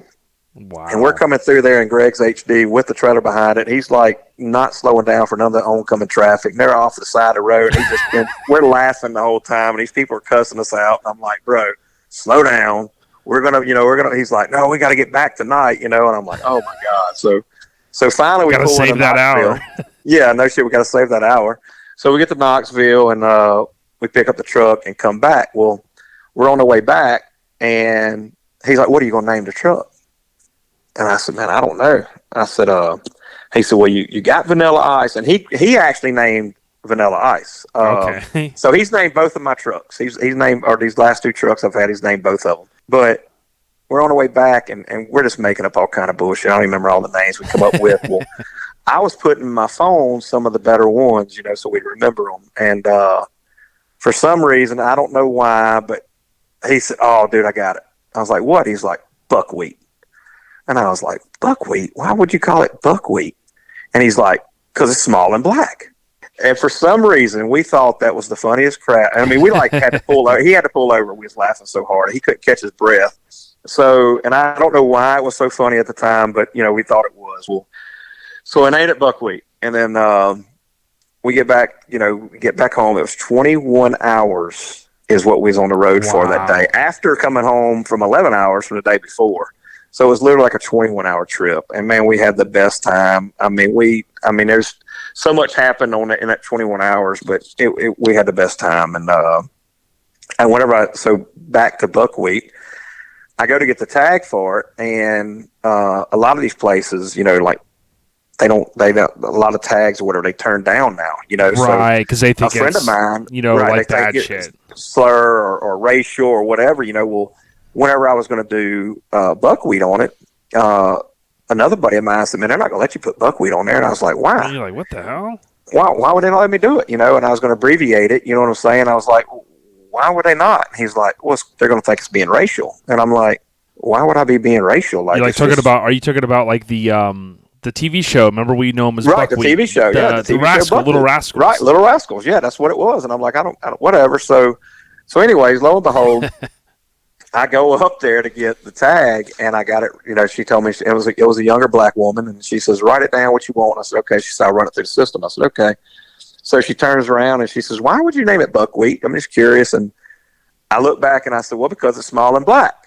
And of course, everyone started laughing but her, and she just looks at me like, you racist bastard. You No know, way. and it hit me like, damn, maybe it does sound racist. You know what I mean? Wow.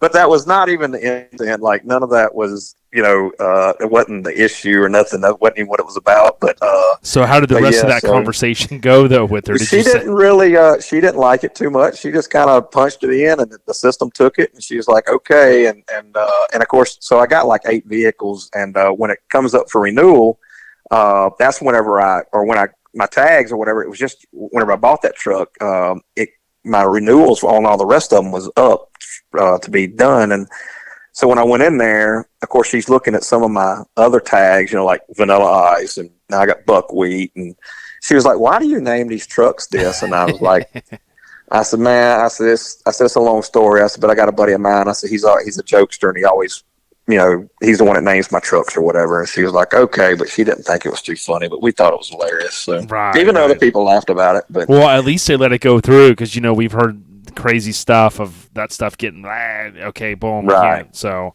yeah, a lot of them get turned down. I've had a few get turned down too, but yeah, a lot of them get turned down, and some of it's stupid stuff that gets turned down.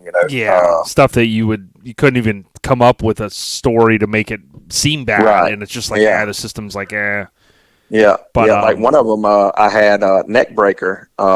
It got turned down on one of the trucks that I had, and then because it meant violence, they thought, so they wouldn't let it go through. So I don't know. That's crazy. Yeah. Well, I appreciate you sharing some of the stories. We've heard from different people, and I wanted, Mike and I wanted to get a different perspective of different folks. Some that were super close, like you were, of course. Dustin, Hale, the homie Sideshow, and we'll even hear a quick word from Josh Ellis and obviously, Eggroll. But, when I guess in closing, I do want to just ask you about Bayou Showdown in a minute, just because I know that's going to be the next show after, Scraping and us losing our friend and Lauren and Tammy losing, their loved one. But what are you going to miss most about Greg, man? Man, Greg and I spoke every day. I'm sorry. No, it's okay, man.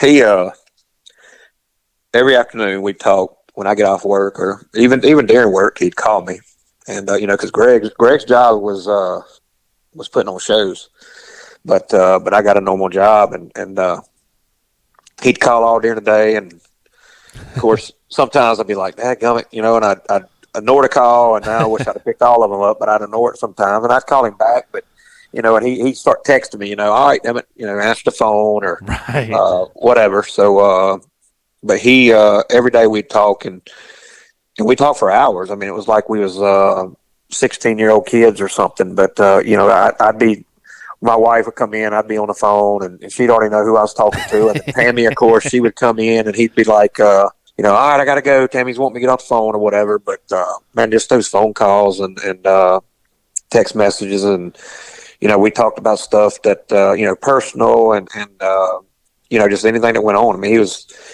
we might have not be blood, but, that was my brother. He was an awesome dude. But he's going to, he'll be missed, man. I'm going to miss. I already miss him. I miss them phone calls every day. Yeah, and I appreciate Mike, and I appreciate you sharing that. I know Mike heard a lot of good stories and the camaraderie and the people. Mike was blown away at how far there were people that go back to the stereo days that.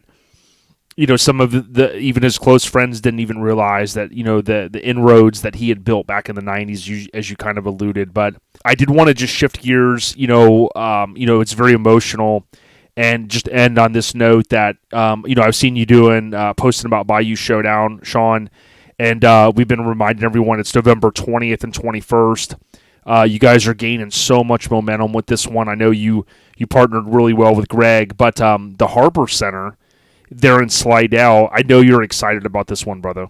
Yeah, I am.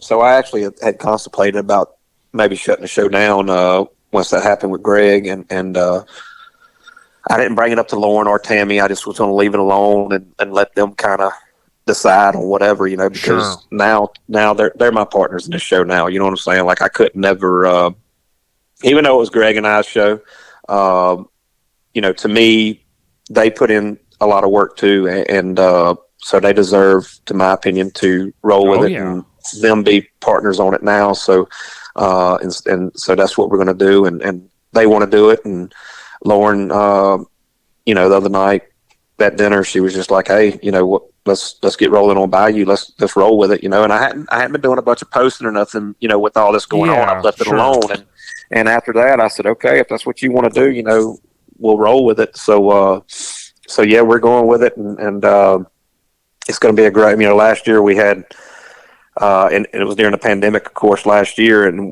we still went with it, and man, we had a huge turnout. There was over 800 vehicles that showed up last year, and we had a huge turnout, and a lot of quality. And in fact, Mike Murray was there around about 12:30 on Saturday. We was fixing to shut the gates on everybody because we was like, damn, where are we going to put everybody? Because the way we had it, we have more room there, but the way we had it set up, we wasn't expecting. We was expecting about 400 or 500. Right. But whenever like 800 come piling in there, we was like, holy crap. So we was about to shut it down. And then finally the line started kind of easing up. And, but yeah, we had to keep some of them outside. And, but Greg and I have went over there and looked at everything, and we was going to change the layout this year also. And we're going to expand the fence out to where we can fit more if that does happen this year, already. So we're going to move the food vendors around. We're going to move some of the other vendors around. And we're going to change the way that we had the entrance of last year. We're going to change that up to where we can bring them in double file too, instead of it going into a single line, just to speed stuff up better, But yeah, we're going full steam ahead. And like you said, November 20th, 21st, right there at the Harbor Center in Slidell, Louisiana. The Sleep Inn is our host hotel. I think their rates are like $65 a night or $69 a night. And if they just call and tell me you're booking for Bayou Showdown, and they'll get you set up. So, but yeah, it's going to be a good deal. And like I say, now Lauren will be my partner on it now. And I look forward to working with her. And she knows she runs, there's 4 partners that's in scraping, which a lot of people don't know that. But, Greg had 3 other partners over there. And but Lauren and Tammy should have been a 5th partner, basically, because they do a lot of work there, and they do a lot of work with Bayou and after hours and all of them for us. So now they're going to, keep rolling with me, and we're going to keep these shows going.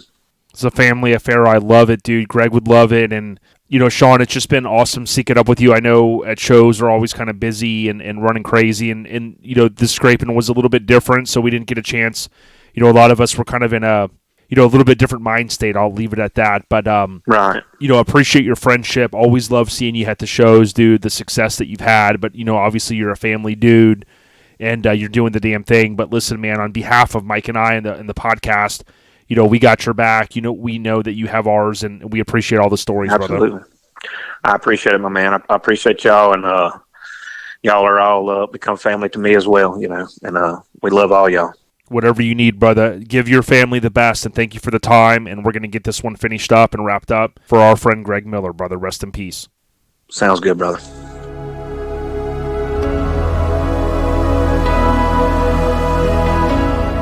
So that's going to be a wrap on this one, man. I literally just have goosebumps thinking of my friend Greg and all the great things that we heard.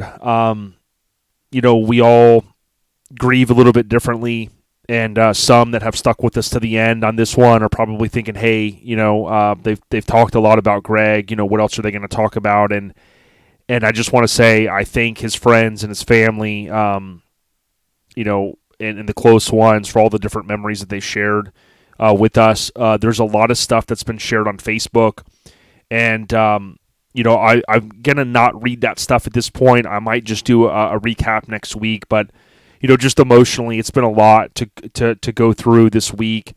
Thinking of my friend, and obviously it's been one of the most difficult situations, I'm sure, for his family. But to everyone out there that knew Greg, that went to his shows, that respected Greg, understood what he was trying to do, saw what he had built over the years. Even Eggroll had shared some of the names of shows that I kind of had even forgotten about that Greg was a part of, Pandemonium and things like that. But much respect to everyone there. And just in closing, I know Ron at Hammered Weekend Wear is a great guy. He's, became friends with Greg when Greg was here for Mike's show earlier this year.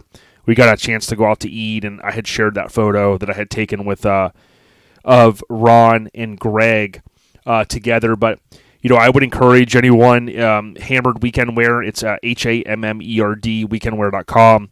He actually did a shirt that tied into Greg Miller, which was the Scraping the Most, which obviously was a playoff of Scraping the Coast logo.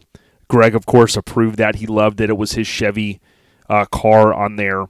And, you can go out to Hammered Weekend Wear and check that out under the tees, or there's even some new stuff that we've recently talked about. But, again, a little bit different feel on this episode to everyone that continues to rock with us and understands the cause and the vision that we have. It's not just looking forward to the future, which is important for our scene, but we like to look to the past and pay homage to those that help build the foundation for what we have and what we love today. This whole truck scene, mini truck scene, truck scene in general. It's our lifestyle, as you guys know. So be safe out there. Leave a rating on Apple Podcast if you can. Tap the 5 stars. We appreciate each and every one of you guys that listen, even those that we don't know that are out there listening. We see the numbers. We thank you guys so much. Keep doing what you do. Hug your loved ones. Be safe. We out here. Rest in peace, Greg.